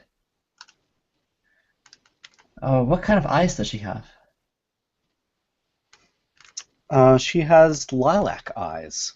They're unlike anything you've ever seen. They're not blue, but they're lilac. They're very pretty. I say, your eyes have the most beautiful shade of lilac that I've ever seen. Pour me Her, something briny and strong. her cheeks flush, and her eyelids flutter, and she she backs off and she goes into the bar and she fiddles around with a few different liquors and painstakingly makes you a, a very special drink. And she comes back and you can clearly see the blush on her cheeks, and she's got her head sort of down, and she sort of offers you the drink, and then she sort of looks up into your eyes, and the blush just she goes beetroot red. Oh, goodness.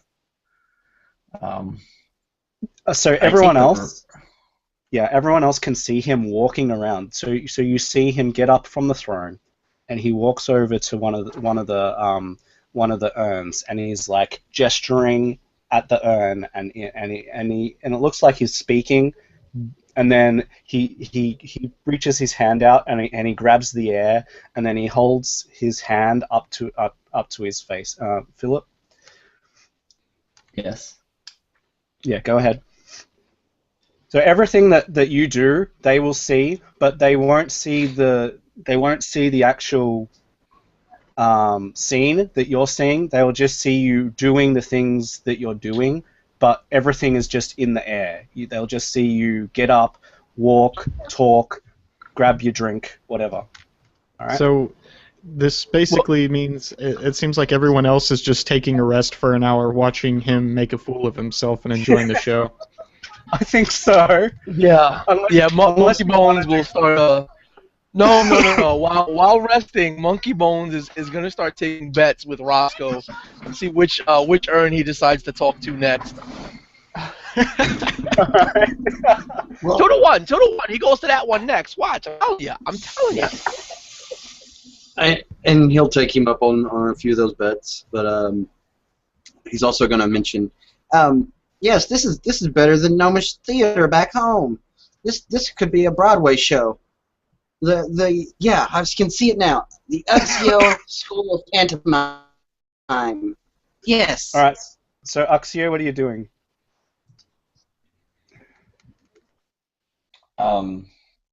Well, I take a seat at the bar and I start sipping the drink and I pull out a leather journal and I start writing down all the events that had happened in the past 48 hours leading up to the point where I sat on the throne.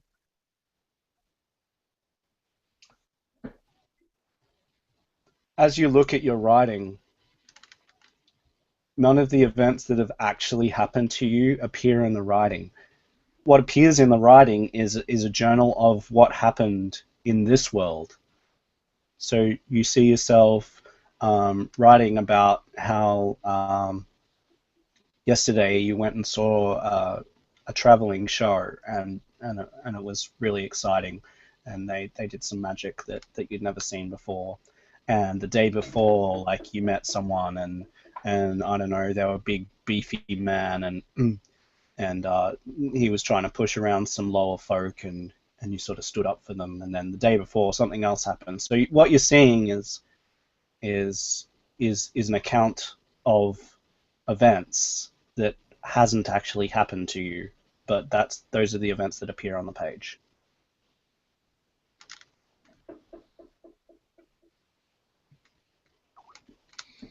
I'm befuddled because in my mind, do I still remember the actual events that happened? Yes. Okay. In my And mind, you thought you were writing them. You thought you were writing the actual events, but then you yes, look down at the yes. page and you see that it just says something completely different. So I start to draw pictures instead of um, writing out language, and I start to draw my companions that I had seen before. And Okay. I'm drawing them crawling up walls, and I'm drawing the Cyclops with the arrows out of its eyes, and I'm drawing the tree that I pissed next to, and yeah, I'm just drawing the face of the mayor of the town. And how do these images come out? Uh, hmm. Your companions look as you remember them, but the figure of the mayor turns into the figure of the barmaid. I feel my back. Do I still have the cloak wrapped around me? The cloak, yes, but as you feel it, it's it's silk rather than leather, and as So you I sort of whip off this silk cloak, like this cape of cloaker. Is it a cloaker image? no, No. no, it's what's your favorite color as this character? Of amethyst. Amethyst. So it No, is it no, I'm is fucking lying. It's black. It's black. Everything he owns is black. I'm sorry. okay. So this cloak has got this sort of jet jet black sheen to it, and it almost reflects the light. It is so it's like it's like the surface of of jet. It sort of reflects the light even though it's black. And it's silk and it feels gentle to the touch and it fits you perfectly. I asked the barmaid to come here. She does. I put the cloak on top of her. Does it stay? So like over her head or Over across her her shoulder. shoulders. Across her Yeah. shoulders. And one arm on her left, one hand on her right. And I So just so gently for lay her top of her. for everyone else, he's gone up to an urn and he's removed his cloak and he's like draping the cloak over this urn and the urn that he went to was neither of the urns that either of you bet on. It was a different one. Go ahead. And I just watched the cloak stand there. And she blushes and she'll approach you and she'll say, "Are we meant to be?" And she'll hold out her hands and she will be holding out her hands palm upwards and she'll be reaching for your hands. I give her the only love that I can give in this world, and I pull out a dagger and I stab her in the chest. Blood just explodes from her chest, and you can feel the warmth of her blood just like go all over you, and then you open your eyes, and you're back where you were, and Was there Is water? the urn shattered in front of me? yeah. The Was there urn is water in complete. the urn? Like the water was the blood and it covered all over him? Yeah, and it's thick. It's thick water, and it's warm. It's this thick warm water, and it's just sort of like he's covered in this water, and there's bits of like green. I guess it's like algae. Yeah, there's bits of algae that are like strewn through the water, and yeah, everyone just Chunks sees of it, just algae. like yeah. Nice. Well, being in my senses again and seeing the cloak on the floor. And I look up at the dagger and I say, well, love will set you free. I place it back in its holster, pick up the cloak, spin it around, wrap it around myself, and walk towards my companions. Okay, everyone except for Chepe and Philip, you've seen this happen, and you find it ridiculously amusing. You think that it's like the most hilarious thing you have ever seen, and I'm gonna make you roll a will save, please. So that would be Brack and Nelson.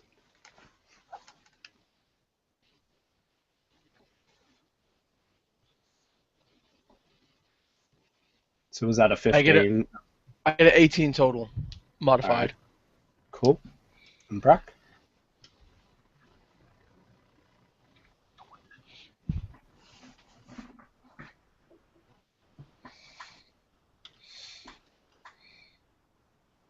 You're muted, I got brother. a 5. I got a 5. You got a 5? You also have Alright. advantage. How does he have Advantage. advantage? If it's magic, I get advantage. If it's not magic, then I don't.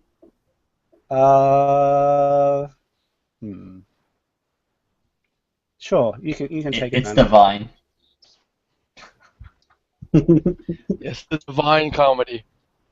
So I got a 6 Yeah, with it's divine advantage. comedy. You got a what? Sorry. I got a 6 with advantage. So Well done. Oh shit. Roscoe. Yep. You are in your mother's house, and you can see her cooking in the kitchen, and she's making a very nice meal. She says, "The two girls that I invited, they're very nice girls. I'm sure you will find one of them pleasurable for you. I know that you didn't want me to arrange a marriage, but I think that one of these girls will be especially good for you." And at that moment, there's a knock at the door, and these two beautiful gnome women are at the door. They're dressed extremely sexily, and she invites them in. And she says, "Come, sit down. This is my son, Roscoe. He's quite a good man, and quite a good gnome, and I'm sure you'll get along quite well." And then she'll say, "Why don't you introduce yourselves?" So the two gnomes, they introduce themselves, and they have pretty voices. They're almost melodic, and so we have Astrid, who is a blonde, and she has bright blue eyes, and we have Kiel, and Kiel has darker hair, sort of almost like almost black, but not quite black, but it's very pretty all the same, and she's got it up in a ponytail, and she has the most beautiful deep brown eyes you've ever seen, and you can see that that Astrid is a little bit more well off than Kiel is. She's got some bangles on her arms. They're golden and silver, and she has some jewelry on. Whereas Kiel, she's sort of dressed simply but nice, and she almost looks like she's a bit of an adventurer. She has leather armor on, and you can see that there's a weapon on in a belt. And she looks like ready for action. And the two introduce themselves, and that's the scene before you. yeah, Roscoe doesn't introduce himself at all. He just looks over at his mother simply and says, "Damn it, Mother! You're always trying to tell me what to do. I'm tired of this. I can't take it anymore." And he runs into his room, shuts the door, slams it shut, reaches into his nightstand and pulls out a dagger and just cuts along his arm in anger. And then he looks to the window, and he takes the dagger and takes the hilt of it and starts trying to bust out the window. "What are you doing, Roscoe? What are you doing?" And the two women sort of jump up, and they're trying to pull you away from the window. "Don't you find us pretty?" And they start to cry. Well, actually, Astrid starts to cry, but Kiel's a bit more bit more of a woman, and she's like, "Stop that right now!" And she'll sort of slap you across the face.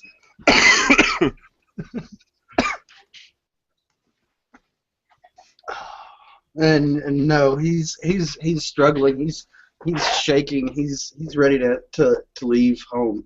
He wants to go back out to he wants to go out and become an adventurer. He doesn't want to be married. He wants to go earn lots and lots of money and become famous and be written about in every book of great adventure. So he's rapidly just trying to open up this damn window, shoving these women back off of him simultaneously, trying to kick them off even. So everyone else responding to their words. Everyone else will see Roscoe, and he'll like run to the very edge of the cliff, and it looks like he's struggling with something at the edge of the cliff, and it looks like he's trying to climb through this invisible barrier that's there. But it's right at the edge of the cliff. So Roscoe, you'll feel Kiel's arms wrap around you and pull you away, and she's so strong. It's unbelievable how strong this gnome is, and she'll pull you away from the window, and she'll push you up against the table, and she'll rip open her bodice, and and she'll be like, "Take me now! This is all the adventure you've been wanting all your life." What the fuck?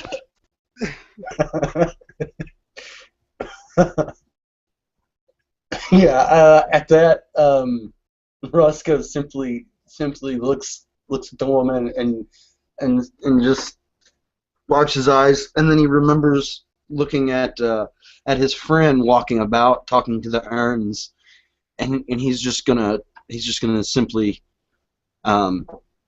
he's gonna sit down and try and pull himself out of whatever's affecting him. Okay. So she'll sit on your lap, and she'll be just like doing this burlesque dance, and it's pretty sexy. You know, she'll take off her outer clothing, and she's got a corset on, and you know, her black hair is like streaming down, and you can see that she's about to take off the corset as well.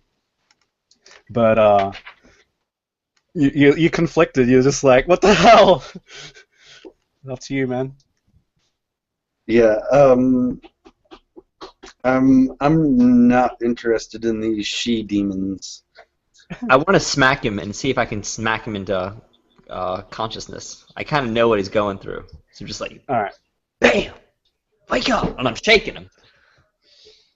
All right. So yeah, you can feel it, Roscoe. You know, she starts, you know, shaking your chair, and she's like twisting you around, and then she spins the chair, and you sort of spin on the spot, like on one of the legs of the chair, and you sort of spin around, and when you've spun 360 degrees, she's taken off the corset, and you just see these tassels that are on it that are covering her nipples.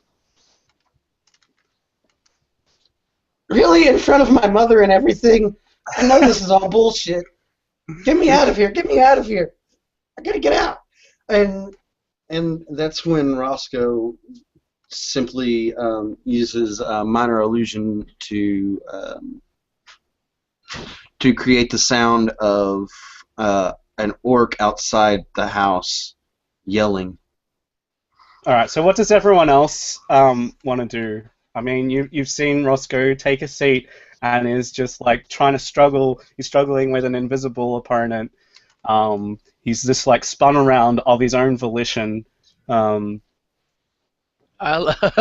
walk over to Ella and sort of nudge her gently and bend over and whisper into her ear. 2 bits, he won't wake up with the next nap. How'd you get up here on the pillar? Shadow step up to Ella and Shadow step up to the pillar with Ella behind her and go, Hey, 2 bits, and I bet you he won't wake up with a second snap.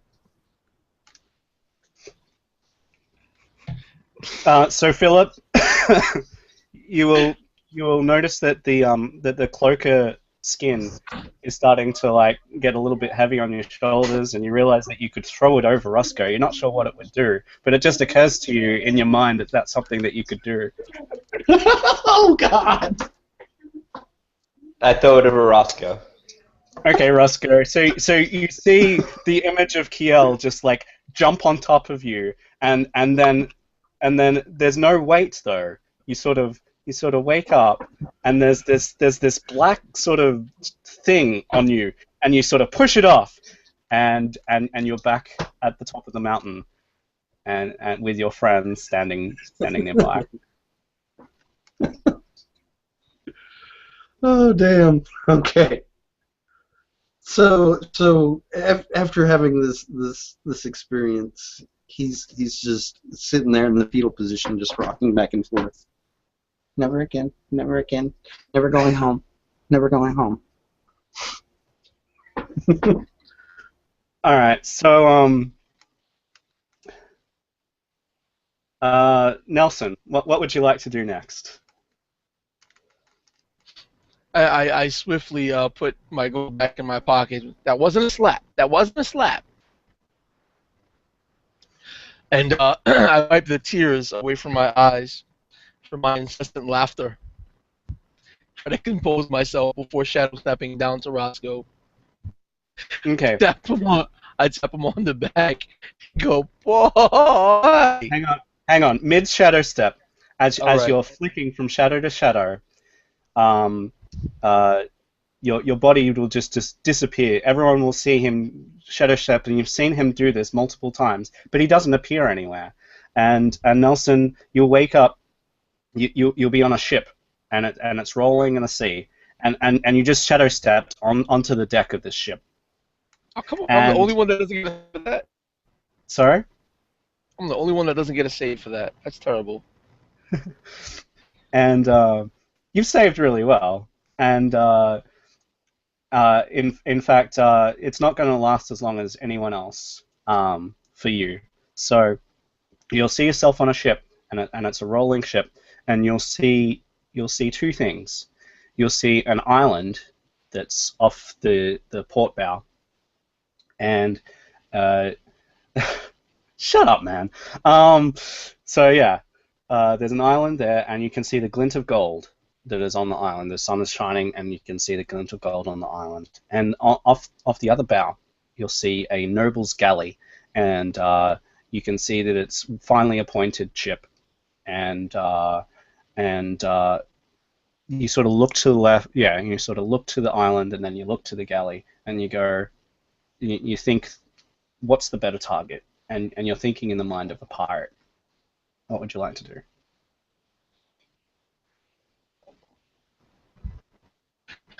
I look up into the skies, point up, and say, You can't fool me! Monkey Bones knows better! And he'll shadow step into the crow's nest, cross his legs, and sit his hands in his legs, close his eyes tightly as he can, and just starts breathing. They ain't gonna win no bets on me. They ain't gonna win no bets on me. Old Monkey Bones here, he's not gonna kiss no urn. Not gonna jump off a cliff.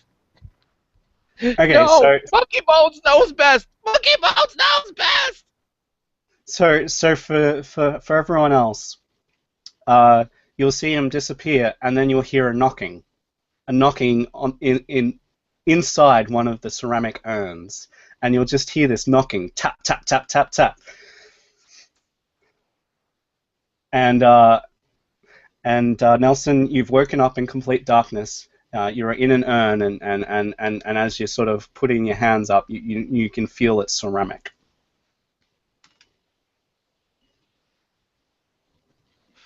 I'll bust out and draw my swords and roll forward, just ready for a fight. Okay, so you bust out of the urn shatters in a million pieces, and everyone will see you burst out of the urn, and is covered in glitter from head to toe. What color is the glitter? Like a million colors. It's just like a rainbow of glitter. Seeing That'll that I'm back with my compatriots in an area that seems like I'm supposed to be, I put away my swords under my breast and cover it with my coat, and then I start picking out all the glitter, leaving only the ones that are gold. And you hear this this maniacal laughter coming from near the throne. No! I told you you would not survive. This is just a taste of my infinite power. And a figure will appear on the throne. It is a hulking figure of an Oni, a large giant. He's caped. He's got it's going to be a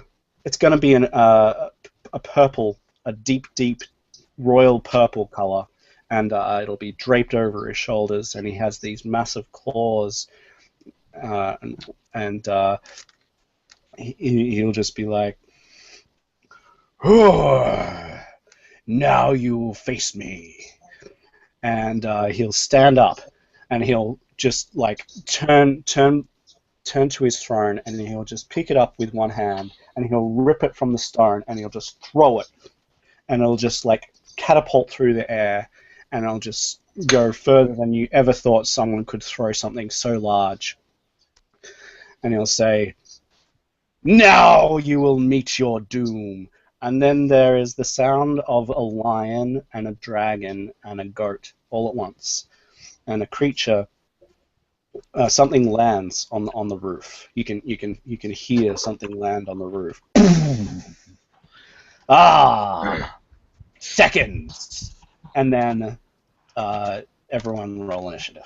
Wait! Before I roll initiative, Monkey Bones was just as he's in the middle of him talking, he's gonna just put up his hand towards with the palm facing the Oni in a motion to stop. And he goes, wait, let me just finish picking out this glitter. Okay.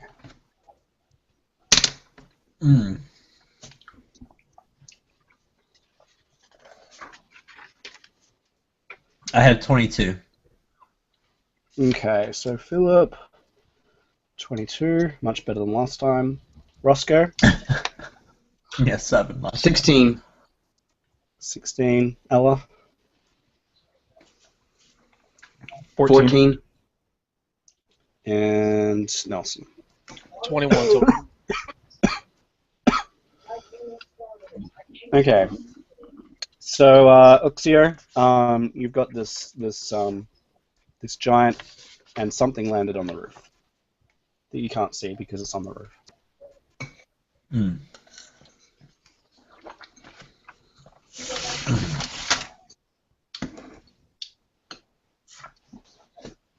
I pull the arrow close to my chest.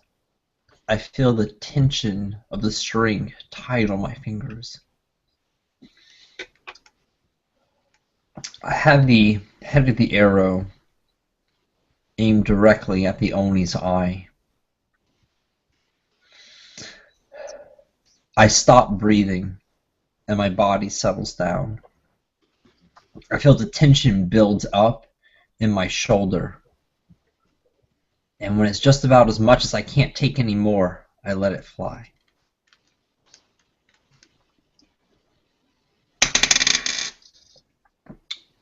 That is a 15 to hit.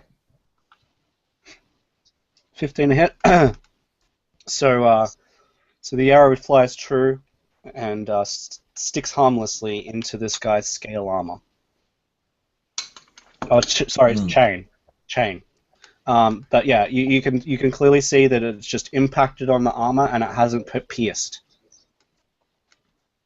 And he'll grab the arrow and he'll just snap it off and he'll throw it back at you. I grab another arrow. I run behind a column and I churn over to the side and I let another one fly. Crit. 19 on the die. Hit. Yep. Yes. All right. Yep. So you want me to roll 2d8s? So you maximize the first die. This is how I'm doing it. You maximize the first die. and then you roll for the second. That'd be 17 points of damage with that. Nice. All Very right, nice. and then I will move my body behind the column and start hyperventilating.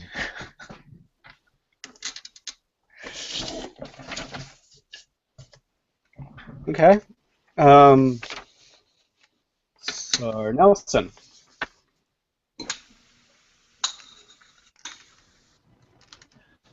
Monkey Bones is gonna at this element of his manhood, he's just gonna start running forward, just tossing, letting his very fancy sailor-like jacket fall to the floor. You can see his 2 butterfly swords strapped at his side. As he's running, he draws them. And he jumps up and he tries to unleash a sidekick into this creature's shin. Bring it down to a level. Bring it down to his eye level. So I'm just going to roll. I don't get an advantage, right? So I'm going to roll my first 3 attacks. Yep.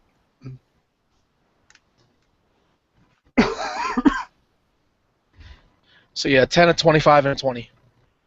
The 10 won't. The other 2 will.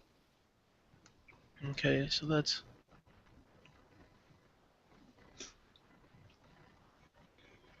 You know what? And I'm going to spend a key point to get another unarmed attack for flurrying. But let me just roll it. No, I'll roll the damage altogether. That's a ew. So 12 points total. 12? So he jumps up and he kicks him in his shin, shooting out a rapid side kick. Then as he brings the side kick back, he'll pivot on his heel and spin around, and then shoot another side kick with his left foot directly in the same place as in the creature's shin as he landed the first. Okay.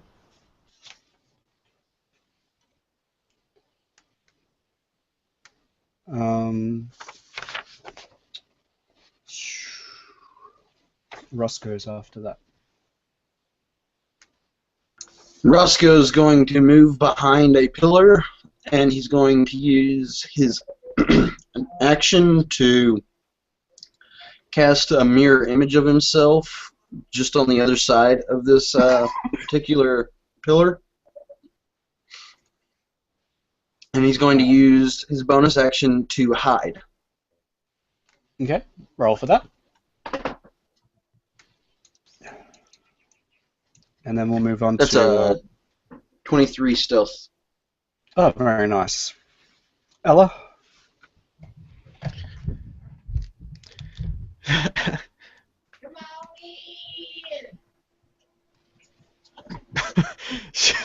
She takes All out right. several shards of glass. She whispers words that she hasn't said before into them, and they shatter about. Whisking in the air, the flashing lights go even more powerful, and she flails with both arms, 2 of them out toward the Oni. Eldritch Blast. Sweet.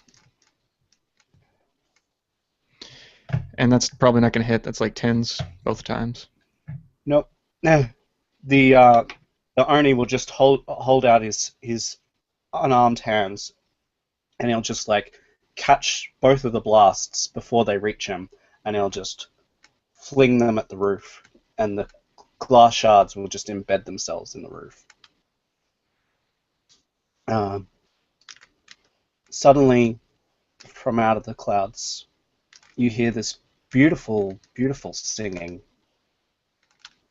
It is sounds like an angel.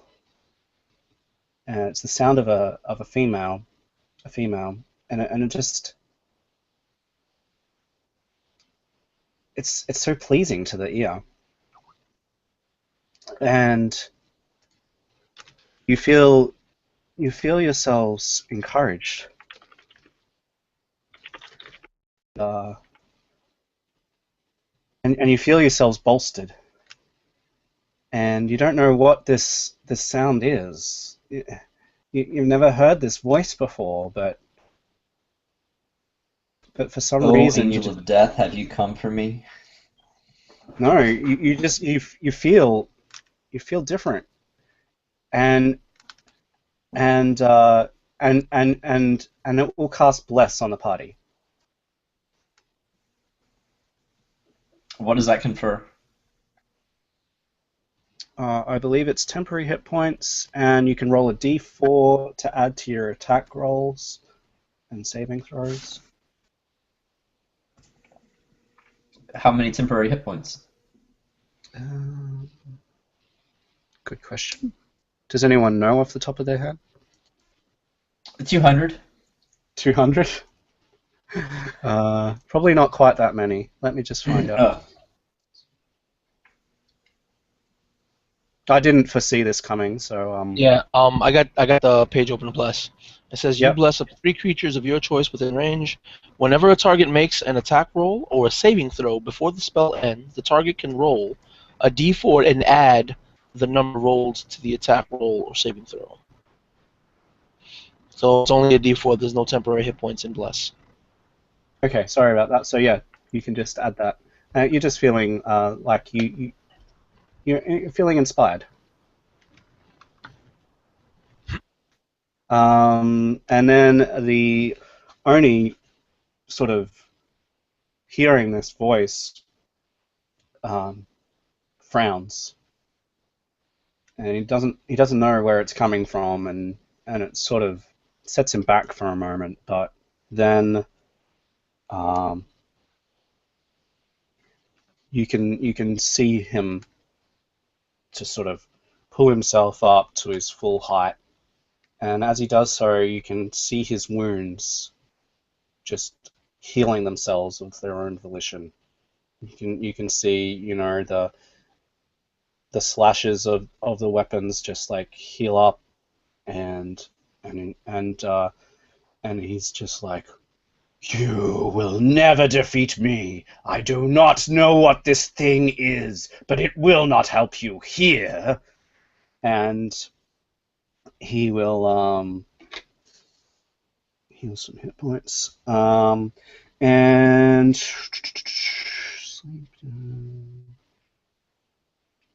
he will sort of walk up to as close as he can to. Although Nelson's right next to him, isn't he? Yeah, I engaged with him already. All right. So instead of that, he's just going to hold his hand out. I was going to make him walk, but because you're right there, he's going to hold his hand out. He can walk if he likes. And even though he was unarmed a second ago, a glaive will appear in his hand. It will sort of shoot from behind one of the pillars and just gravitate towards his hand. And he'll hold out his glaive and he'll just smack towards you, Nelson.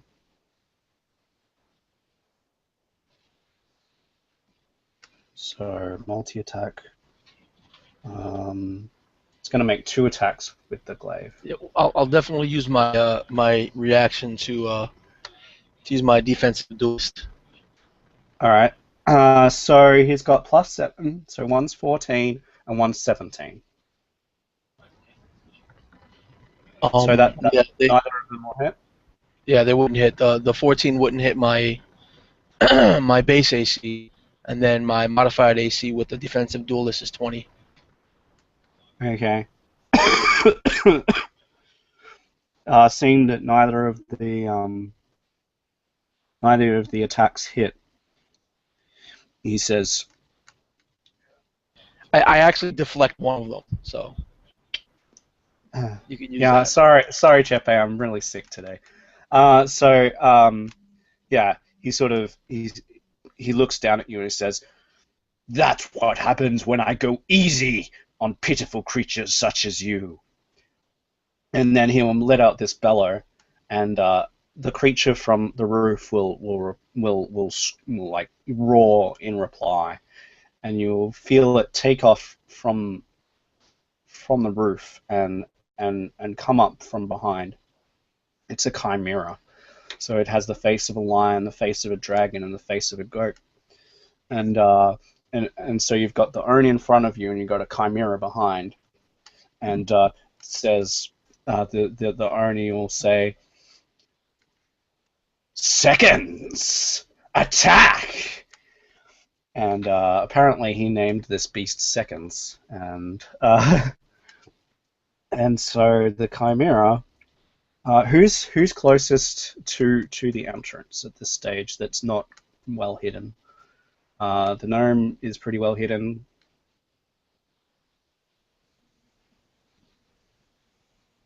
I think both Roscoe and Uxio are behind pillars, and if I'm not mistaken, Ella should be on top of one. He's on top of one. Yep. So the creature will alight on the next pillar along, and Well, there's also the image of Roscoe if it wants to attack that. okay.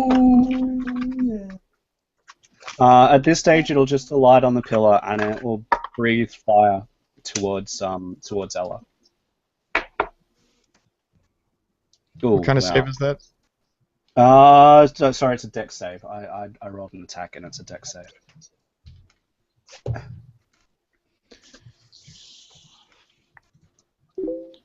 I believe that's... Nope, that is 14. 14. The DC is 15. Oh, this is gonna hurt. Alright, so that's, wow, 15, 16, 22, 27, that's 29 fire damage. holy shit! So I use my reaction, and you see glass burn up as it fractures. The glass shatters into thousands of pieces and reforms on the pillar right next to the manticore. Not the manticore, the chimera. It's a misty step, although then it goes into a sheen and is invisible. It's a part of the warlock. Wait, did you say 50? No, What'd you say? I said 29 fire. Okay. Alrighty, so Are you alive? barely. Barely. But I'm also invisible and right next to him. Okay.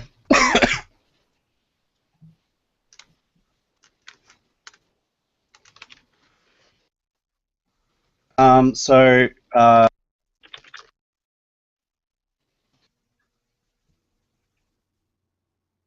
that's their turn. So we go back to the top of initiative, which was Uxio.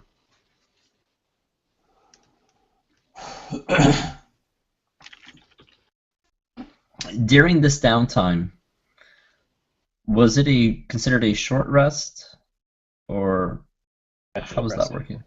It was, okay.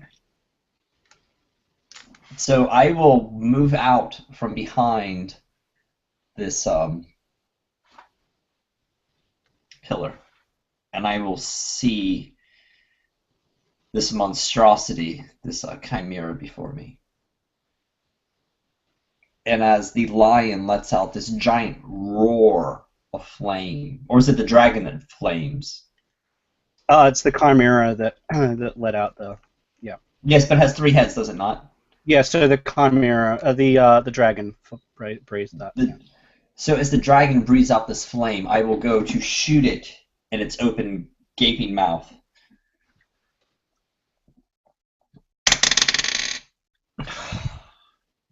$13 to hit. 13. Unfortunately, no. So you see the arrow goes, and it just gets incinerated in the flame. I pull out another, looking for the eye of the goat. And the eye of the goat has like this little narrow strip of a band, right? And I'm trying to hit it directly in the eye. Okay. Fuck. 16 to hit. Yes, you'll hit. Thank fucking God. Okay. So that's 7 points of damage. My heart 7? is racing. Perspiration's pouring down my body. My armor is soaked in sweat. I pull another arrow, and I go to shoot the lion in the ear. As his action surge. Okay. Fuck! That's 13. Nope. Okay. I pull out another arrow, and I aim for the dragon once more. Actually, no, I aim for its paw. I'm going to shoot it in the foot and see if I can't cripple this creature from walking. Oh my God, Nelson. Alright, so that's 19 to hit. Yes. Yes, you definitely hit the dragon on this. Alright, so that is going to be 12 points of damage to its paw. 12? Okay. And then I will move behind the pillar again. Is there a pillar anywhere that I could be behind that the Oni and this creature from hell itself could not see me?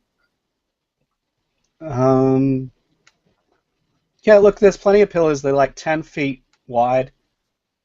Oh, yes, I will position myself behind one of those to be out of the view of both of them and covered to up my AC by 5. Yeah, Or you can total. sort of like get between a pillar and an urn and sort of like. So that's fine. Now you guys were level 6, weren't you? Is that right? Yes. Yeah. I just forgot what level we made you. All right. So that was your turn. All right. So we've got Monkey Bones is next. Yeah, Monkey Bones is gonna look up, trying to stare the Oni in the eye. He goes, "Oh, you're so badass. You have to call for reinforcements, huh?" He'll spin one butterfly sword in his right hand, and soon after, spin the one in his left. Then he'll make motion to start dancing around the Oni. He goes, "All right, well, let's see how bad you are. Come on, I'll give you another shot." And I'm just taking a dodge action, and I won't even attack. Dodge action? Okay. Yeah, and I'm just, saying to him, come on, I'll give you a shot. Hit me if you can, big boy. Okay. So you're saying hit me with your best shot? Hit me with your best shot. Pat. Chepe, stop being a chuckle fuck. Yeah, don't make it a good one, not a bad one. Roscoe, let's get rescued from this madness that is Pat Benatar and ridiculous puns. Yeah. Roscoe's just how far apart are these pillars again? 10 feet? I missed that. Yeah, 10 feet apart and 10 feet wide each. So I'm just going to move up behind the next pillar, and coming out of stealth only to cast minor illusion again, casting another image of myself, this time closer, and then I'll also use my bonus action to hide yet again. So Okay. this time with a little bit less effectiveness, as I kind of gave away my position, but the 22 is the final result after modifiers. Okay.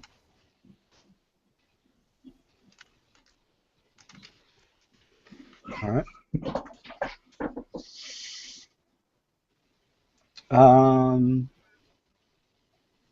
Cool. Ella? All right. So Ella comes out of invisibility. You see the shards form around her. Her form suddenly radiates a light that it hasn't. The shimmers are sparkling around her. And it's Fey presence, so he needs to make a wisdom saving throw. DC, I believe, is 12. So this is on the Chimera, right? Correct. Wisdom. That's a 12. So he makes it. I believe so. Because it's 12 saving throw, so yes. Alright, well, that sucks for that. She looks at him, and she forms glass along her flesh as she touches its paw. The glass grows onto him and starts burrowing into the leg, and the flesh itself starts forming into glass, or at least trying to. It's a vampiric touch. Okay. I was in stealth, but I broke stealth to do fate presence, so no advantage. Oh, natural crit, 20.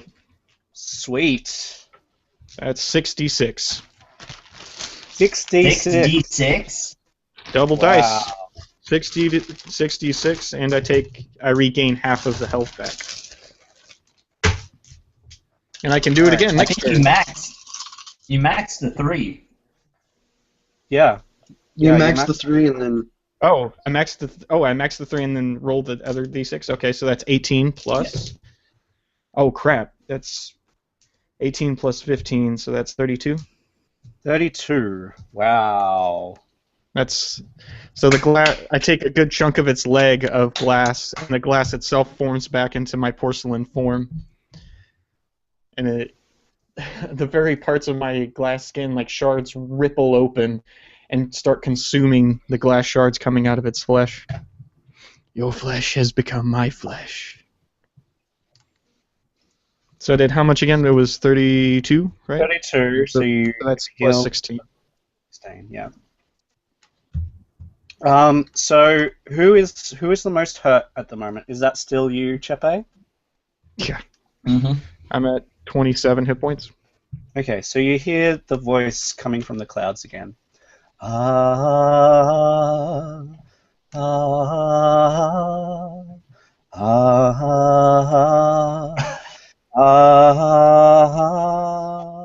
amen. And you can feel the glass shatter again all over your skin, but instead of harming your skin, it'll knit it together. And what is your maximum HP, Chepe? 43. 43. So it'll heal you for 15 hit points. Okay. So I'm up to 42 again. Okay. And the Oni, seeing this happen, seeing the glass shatter twice and seeing you shatter the glass against its creature, is just he's angry. He's just like, what is this thing? And how dare it approach my mountain? And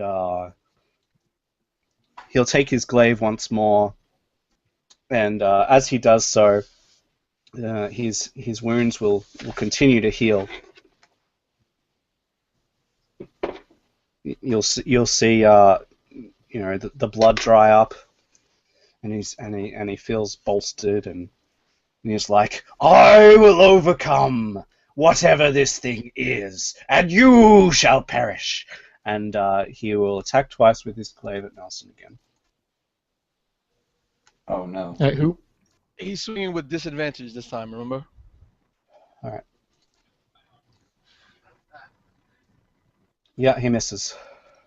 So I'm constantly just deflecting his blows, once to the left and then once to the right. All right.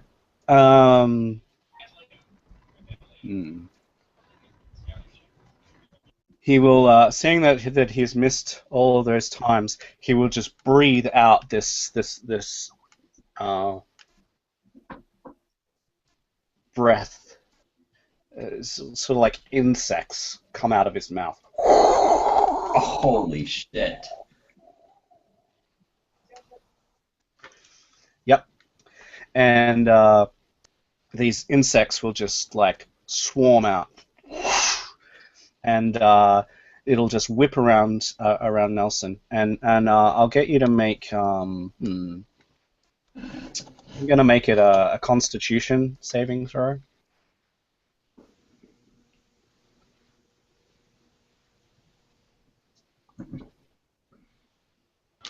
Dang it. Rolled a natural 18 and 20 total. Okay, so you'll feel these little bites against your skin, so it's gnawing into you, and they're cold to the touch. You know, it feels like ice biting into your skin, and I'm just going to. You'll take half of this.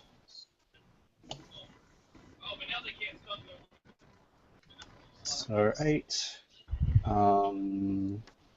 13, 16, 17, so that's 8 points of cold damage as these cold, swarmy creatures bite into you, and then they'll fly off in the direction of the entrance, searching for another target.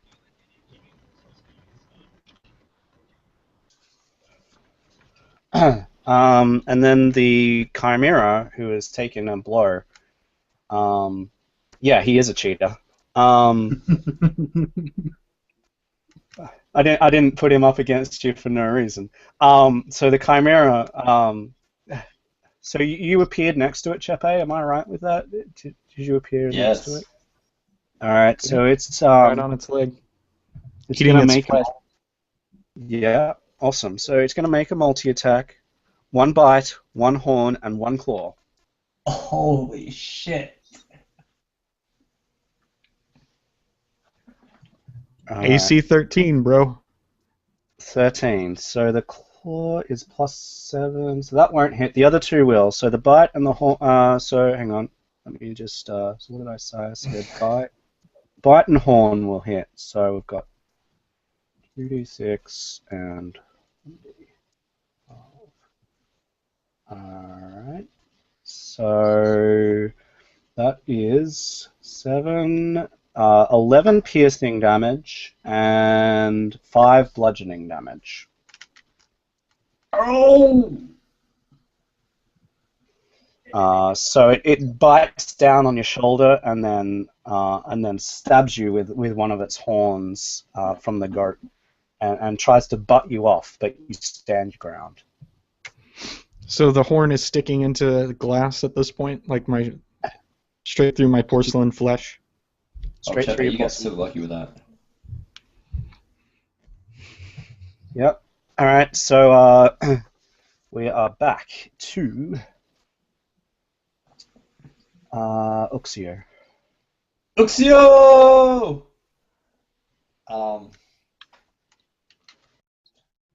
Uxio rushes out from this Doric column, slides on his feet,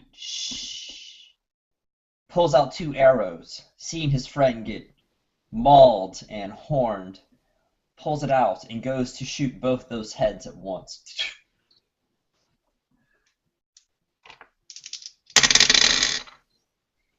So the first one is going to be a 26 to hit, and the second one is going to be a 23 to hit.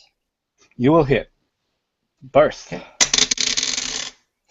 So that is 9 points each, And this is against or the 18 points of damage.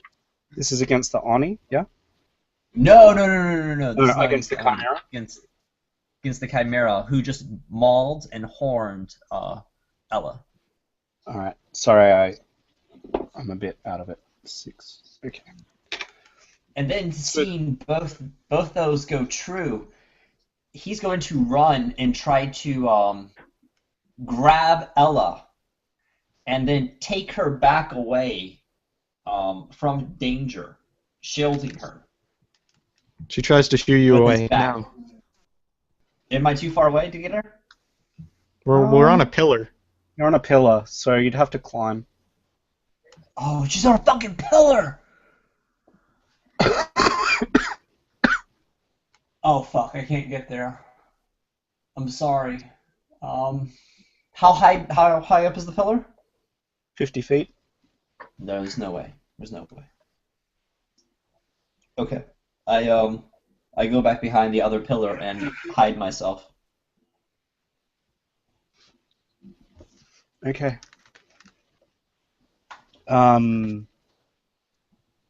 Nelson, seeing that this Oni is being completely unfair, what would you like to do? I start. Let me just roll my. I'll say what I do. I'm gonna spend a key point to do a flurry.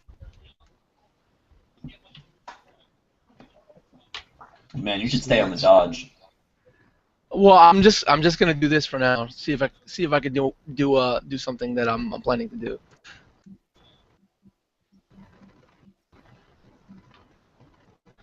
I hate Dice Stream. So an 11, an 11, an 8, a 22, and a 12. All right, so one hit. So I'm just like spinning around him, just peppering him with light hits, sort of trying to knock his knee in the proper position, only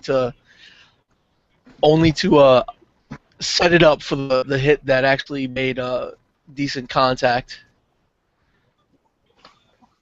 Oh, and it only does 4 points of damage. And you know what? I'm just gonna go for broke. I'm gonna spend another key point and have that attack be a stunning attack. Stunning? Yeah. So Yes, that's stunning DC. attack.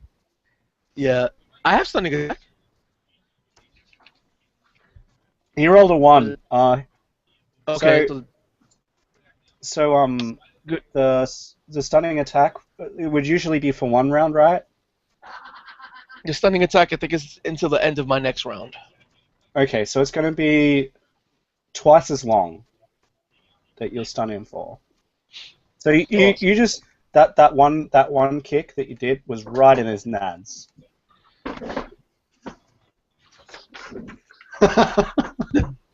Straight And he's axe just like bent over, and he's just like, oh, oh, oh, oh. Yeah. So, that was you, Roscoe. It seems like they're not even really paying any attention to me at this point, and there's somebody actually right beside the Chimera, if I'm correct. Ella? Yep, Ella is being gouged by it. So, I'm gonna... Do you think I can reach it from where I'm at and attack Reach it? it? It's like 50 Yeah. feet up in the air. The Chimera's up in the air? Yeah, it's on top of the pillar with Chepe. Okay, and then I can't. There's no way I can get up there possibly. So instead, the Oni's probably about the same distance away from me at this point. The Arnie is probably.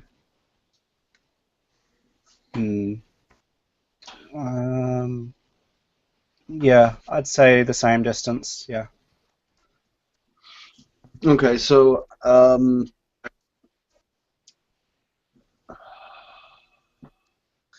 just going to take the dash action and out from behind this pillar and move up beside this Oni that's now stunned. And I'll use my bonus action to hide behind him. Okay. Roll for your hide.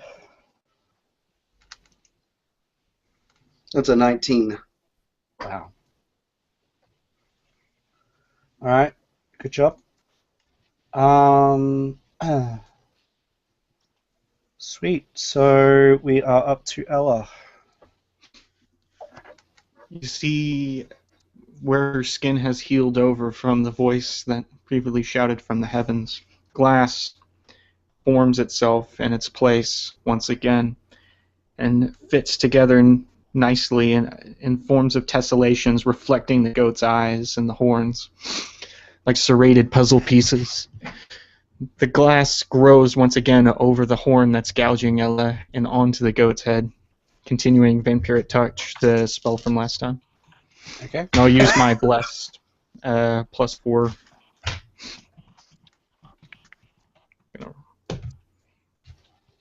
What is that? Is that okay? Let's roll the 4 here. Okay, that's the 3s. So 15. 15. Mm-hmm. All right. Wait, that's And 12 you get plus 4, so 16. 16. Okay. So you get 8 hit points back. No, that's the hit. 2 hit. Oh, yeah, you definitely hit. Okay. So I get, I did 12, so that's 6 hit points back, yes. 12 damage, 6 hit points back.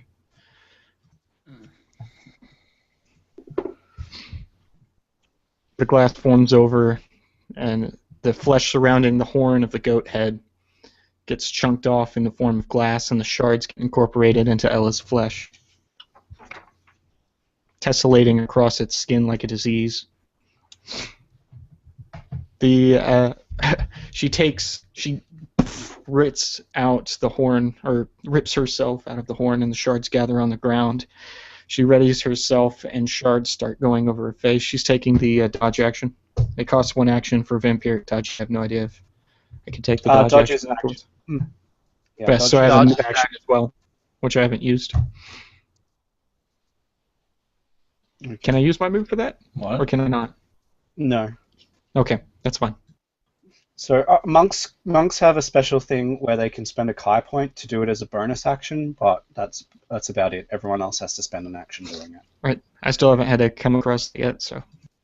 Yeah.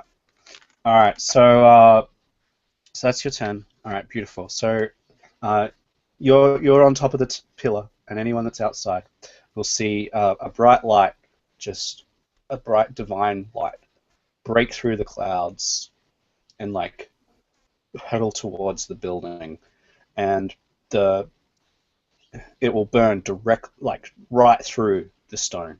It'll just like, and the divine glory will just like spray out into the room, and it will just like spread, and it stops burning just as it gets through the roof, and then the whole area is just divine light, and you'll hear this voice say, good hope to you all, and you'll all gain +2 morale bonus on saving throws, attack rolls, ability checks, skill checks, and damage rolls. Sweet. For how long does that last?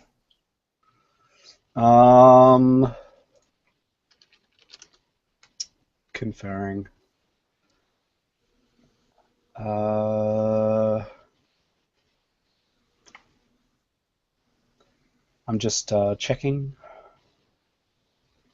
Sorry. Well, I'm just checking that. The Oni will go.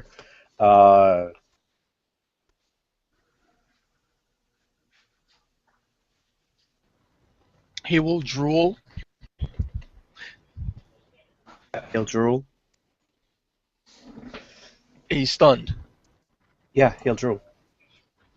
So that will happen, and then the Chimera, being severely hurt, and is going to try. He's going to do just a single attack with its horns, and it's going to no, with its bite. Actually, I'm going to do a single attack with the bite, and I'm going to try and grapple Chepe off the pillar and plunge him down onto the ground. Oh, fuck. So it's going to be two attack rolls. The second one is opposed because it'll be a grapple check. It's +7.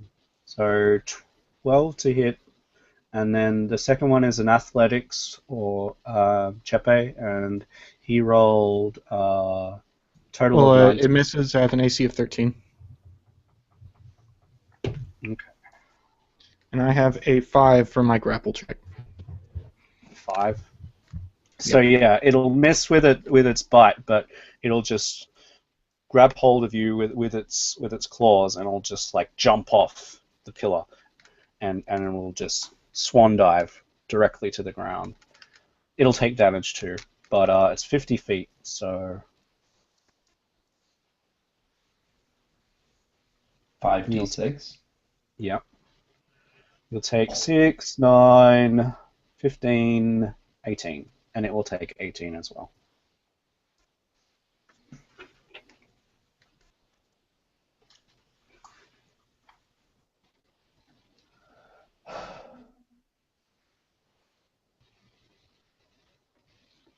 And you can see that it's quite severely hurt at this point. You know, this swan dive down to the ground has brought it very low. It looks extremely hurt. You actually think it wasn't the best idea to do that, but the creature doesn't know any better. It's just like seeing this glass shatter, and it just has no idea what's going on. So, then we are back to the top of initiative. So, Uxio, and the spell will last till the end of the encounter. Oh, amazing.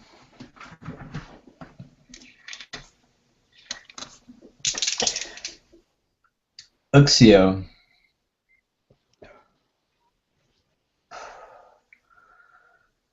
Breathing deep, trying to steady himself.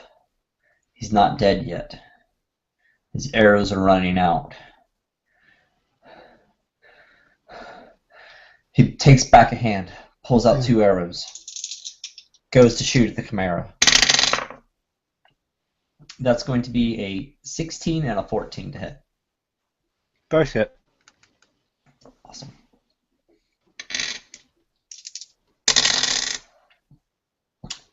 That's going to be 9 and 13 points of damage.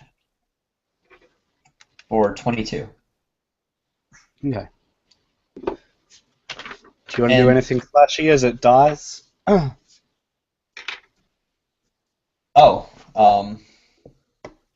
run over immediately to Ella. I grab her in my arms and I carry her away. Unless you resist. Well, the creature is dead. You've just plunged your arrows directly into its eyes, and it'll just like shake for a moment, and then it'll just drop to the ground. Put me down. You're starting to bleed. I'm starting to bleed?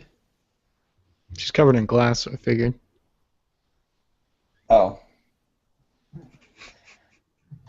Don't worry. We have to get you to safety. Fine as it is.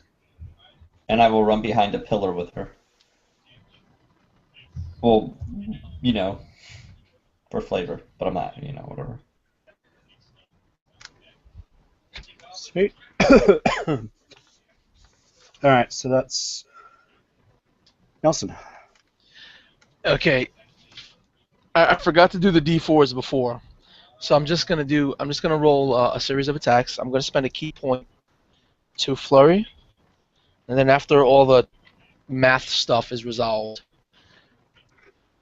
so I'm gonna attack 5 times. So that's 10d20. It's counted in pairs, and the D4s are going to count with the associated pair.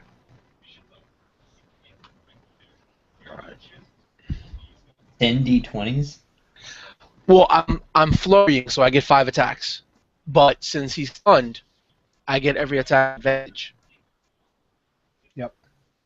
So it's 10 d20s. So the first one is 18, 19 total. That'll hit. Okay, the second one is 18 total. Yep. The third one is also 18. Yep. The fourth one is only, what is that, 8? So 14 plus 3, 17. Yep, And then the last one is 21. they all hit. Okay. So now that he's stunned, you just see him. His form, just for style, I'm describing it this way. His form is starting to spin around and disappear and blur into the shadows, and you're just seeing a series of overlaying images of himself halfway through spins, and you see just a series of blades and feet spinning around in a small torrent of attacks.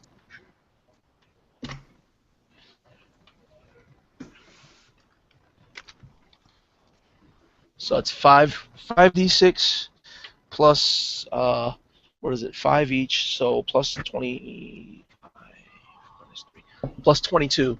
So that's 22, 24, 27, 29, 31, 34 points of damage total. Awesome.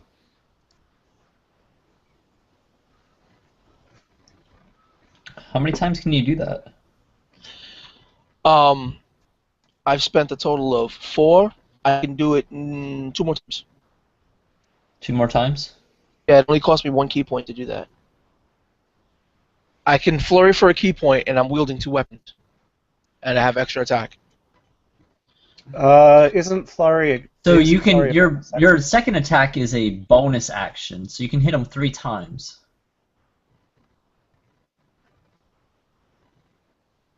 I thought You can't that use flurry 2 was bonus separate. actions. Yeah. Oh, okay. So Oh. just fuck! I already cleared the dice. It's okay. I'll just reduce Sorry it about by a little bit. No, that's okay. It's easy to make a mistake. Honest mistake. So All good. it's 4 instead of 5 attacks. All right. It's 3 attacks. No, I have an extra attack. Yeah. So he's Flurry- got. I get 2 attacks. You 2 can't attacks do a per- bonus attack in your second hand if you don't have a bonus action to do it. Yeah, that only reduces my total attacks by 1. So you've got your one hand, all right. Then your offhand, which is your A bonus action to hit with. and then your extra attack, which is another hit. So is that it? Normally, I get 2 attacks with attack action and 1 with the offhand. So basically, instead, when I flurry, I should get 2 unarmed attacks and the 2 regular. You can't flurry No. as well as use your offhand because they're both bonus actions. No, yeah, I understand that. So I reduce it by 1. I take the Yeah. So you offhand took the attack flurry. away. Yeah. I took the flurry instead of the Or offhand. attack. Yeah. So you just Okay. negate one of those d6.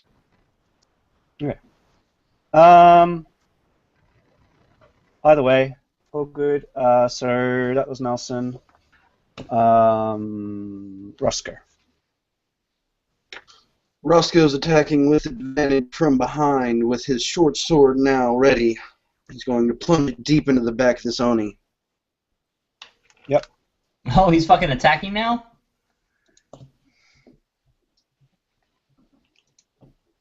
It's awesome. Just see this little halfling. Yeah, so that's a 19 plus 7 with advantage, so that's 26 to hit. Yeah, you'll definitely hit. No, we're just just working on the Waiting rules. on damage. And then, so that's plus 4 on me.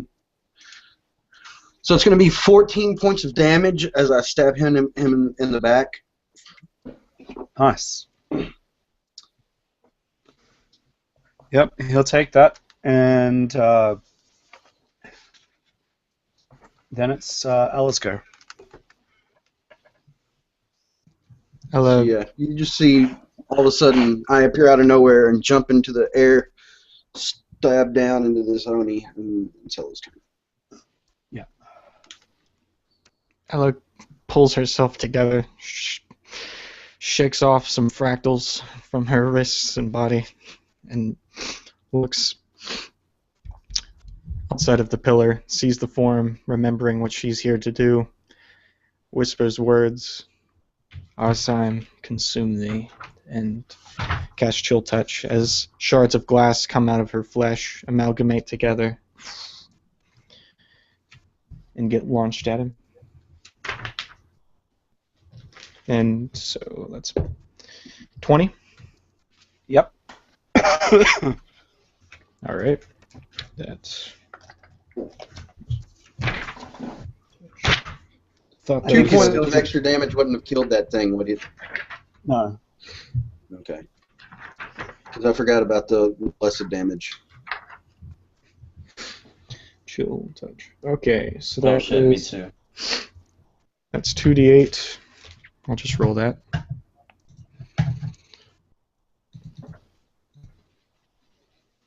Oh, that's 18. 18 Mhm. plus 2. No, it's 16 plus 2, so it's 18. All right. And you see the glass burrow into the flesh, and you see fractal, like it's crawling like leprosy, only a reflective leprosy all over his shoulder. He can't heal for the next turn. Ooh, nice. Oh! Fuck yeah! That's really powerful. That's awesome. Is that a cantrip? Yeah. Keep doing it. So I think he is still stunned until Nelson's turn. Is that right?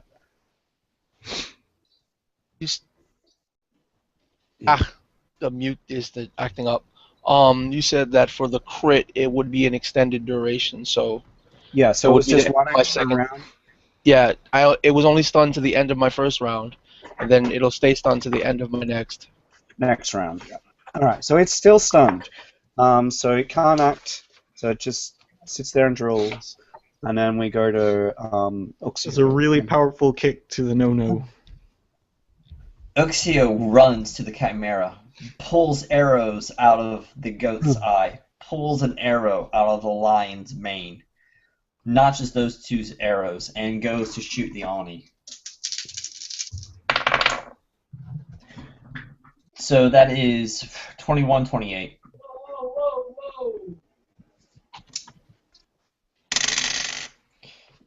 That is 13 and 6. 13 and 6, 19. Wow. You can see it like bleeding profusely now. Like the hand is like grasping, the arrows like a pierced his skin, and it's just like Oh, I'm sorry. flowing. Can you add 2 extra points of damage per each of those? Yeah. Thank you. Yeah.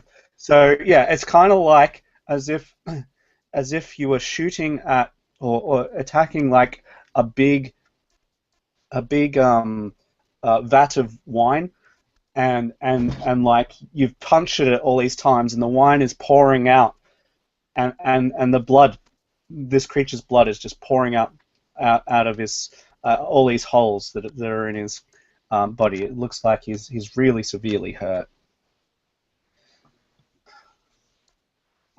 So Nelson.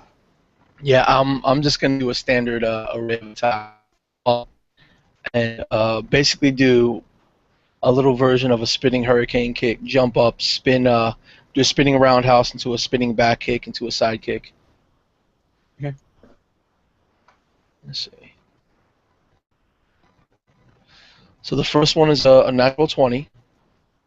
Oh! The second one is a modified 24, 25, and then the last one is I think another 25. Okay. You hit with everything. So the first, the crit is maximized damage, and then you roll for the second die. Okay. So +2.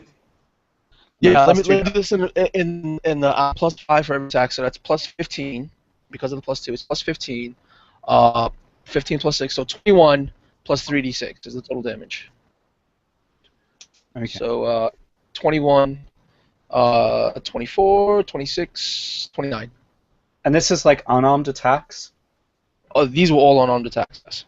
All right. So you rip into you see all of these holes that have been peppered into this guy, and you put your fingers into the holes, and you just rip open his torso, just rip it open, and his blood is just pouring out, and his entrails are just dripping out onto the ground. And as they do so, you see his heart just start palpitating faster and faster, and it looks like it's about to explode. So you can run away, you think that it's going to like explode everywhere, and you think it's going to be a great amount of force. So I'm going to let you take your move action and try and get as far away as you can, because you know that this thing is going to just go boom. All right, cool. As the blood is just splashing everywhere, before the blood even touches me, I just backflip and I start spinning and rolling away. No, rip out his heart and eat it. No. I'm not gonna eat that thing's heart. I'm not. So as you're flipping and spinning, I'm not a cannibal man. Suddenly you hear this boom, and everyone in the area has to make a dexterity saving throw.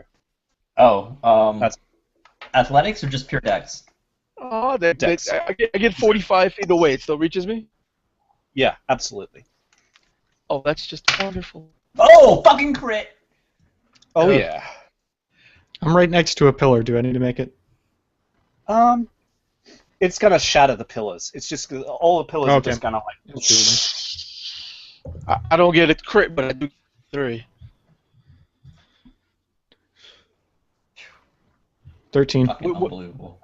You can't crit skill check. Oh, it's a 25 because of the bless. Not the bless. The Oh, second. you don't crit. Well, that's 25 or 27 because of the bless, or no, 29.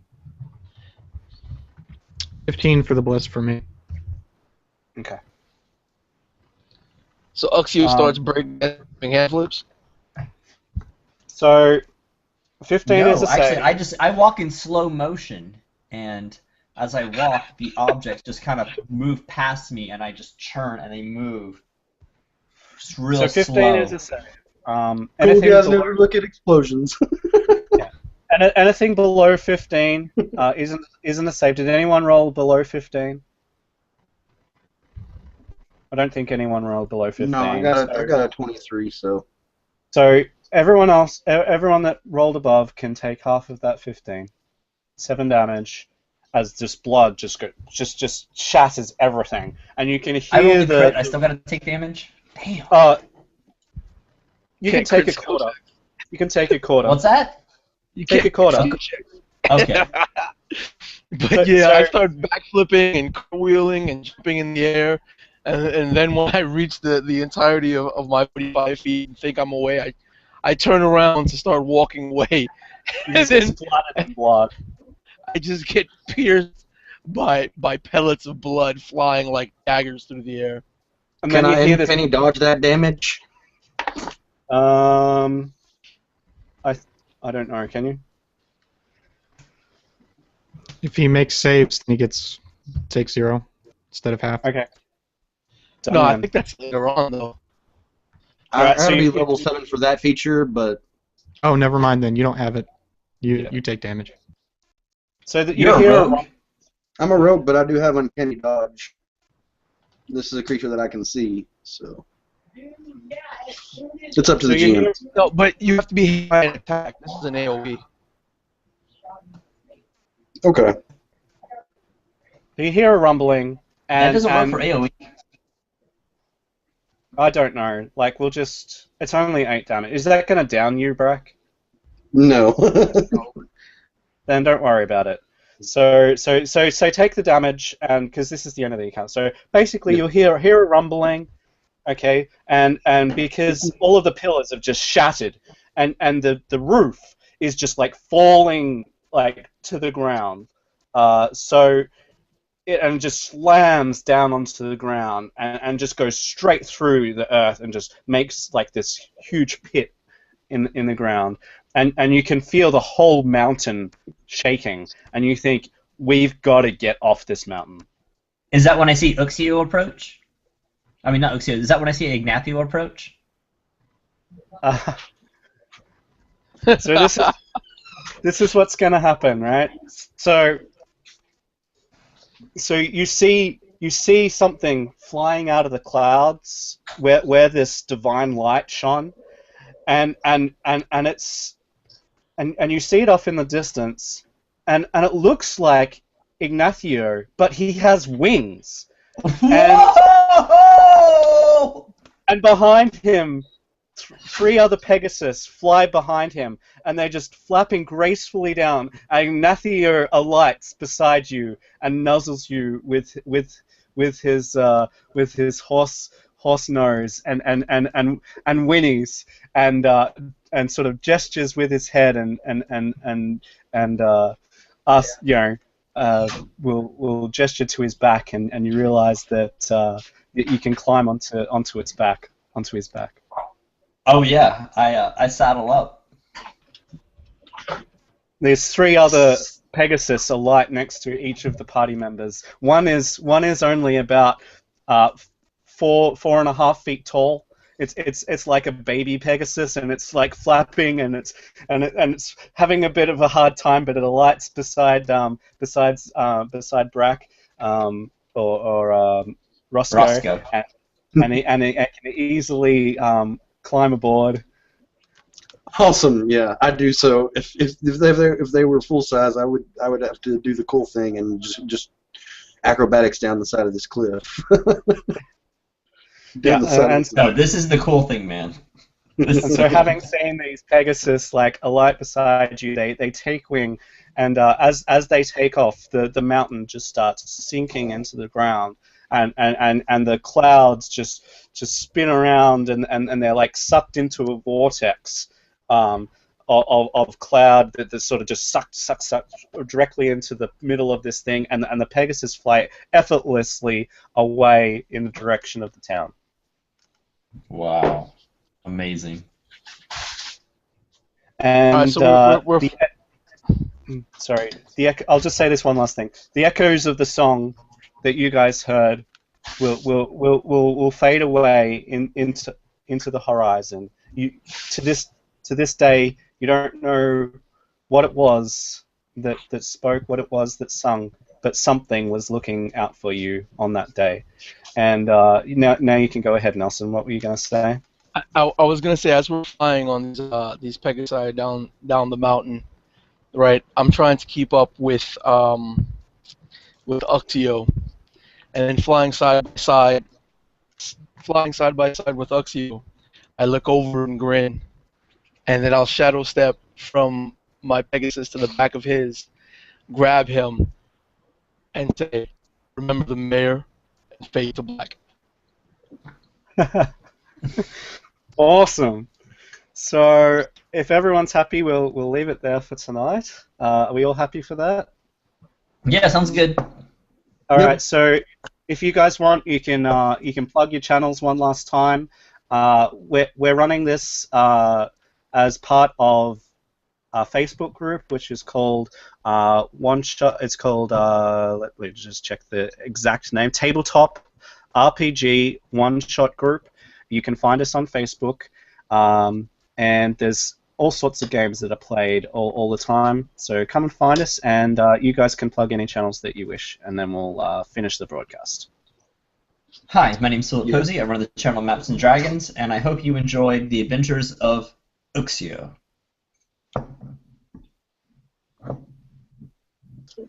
Brack Oren from Brack Oren channel. Some people know me as Samuel from Facebook. Either way, I was playing Graveltoe, the little greedy bastard gnome. And go check out my live plays. Tell me what you think. Tell me what I need to work on. I don't mind criticism, as long as it's constructive.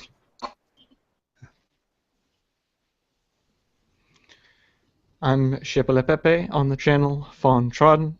It's currently Surrealist Month and Dream Fiction Month on the channel, so if you feel like doing a video response of how you like to use dreams in RPGs, etc., feel free to do so. And check out the channel if you wish. Lots of niche content. Always working on the brand. Yeah, I'm Sin from the YouTube channel Infinite Roleplay. I do some live plays, some role play related artwork, commentaries, and just a bunch of fun and silly stuff. You can check it out, comment, and do video replies. We're always trying to grow the community. All right. And my name is Matt. You can call me Zeph. I've been your DM today, and I thank you for watching, and I hope you enjoyed yourself. And goodbye for now.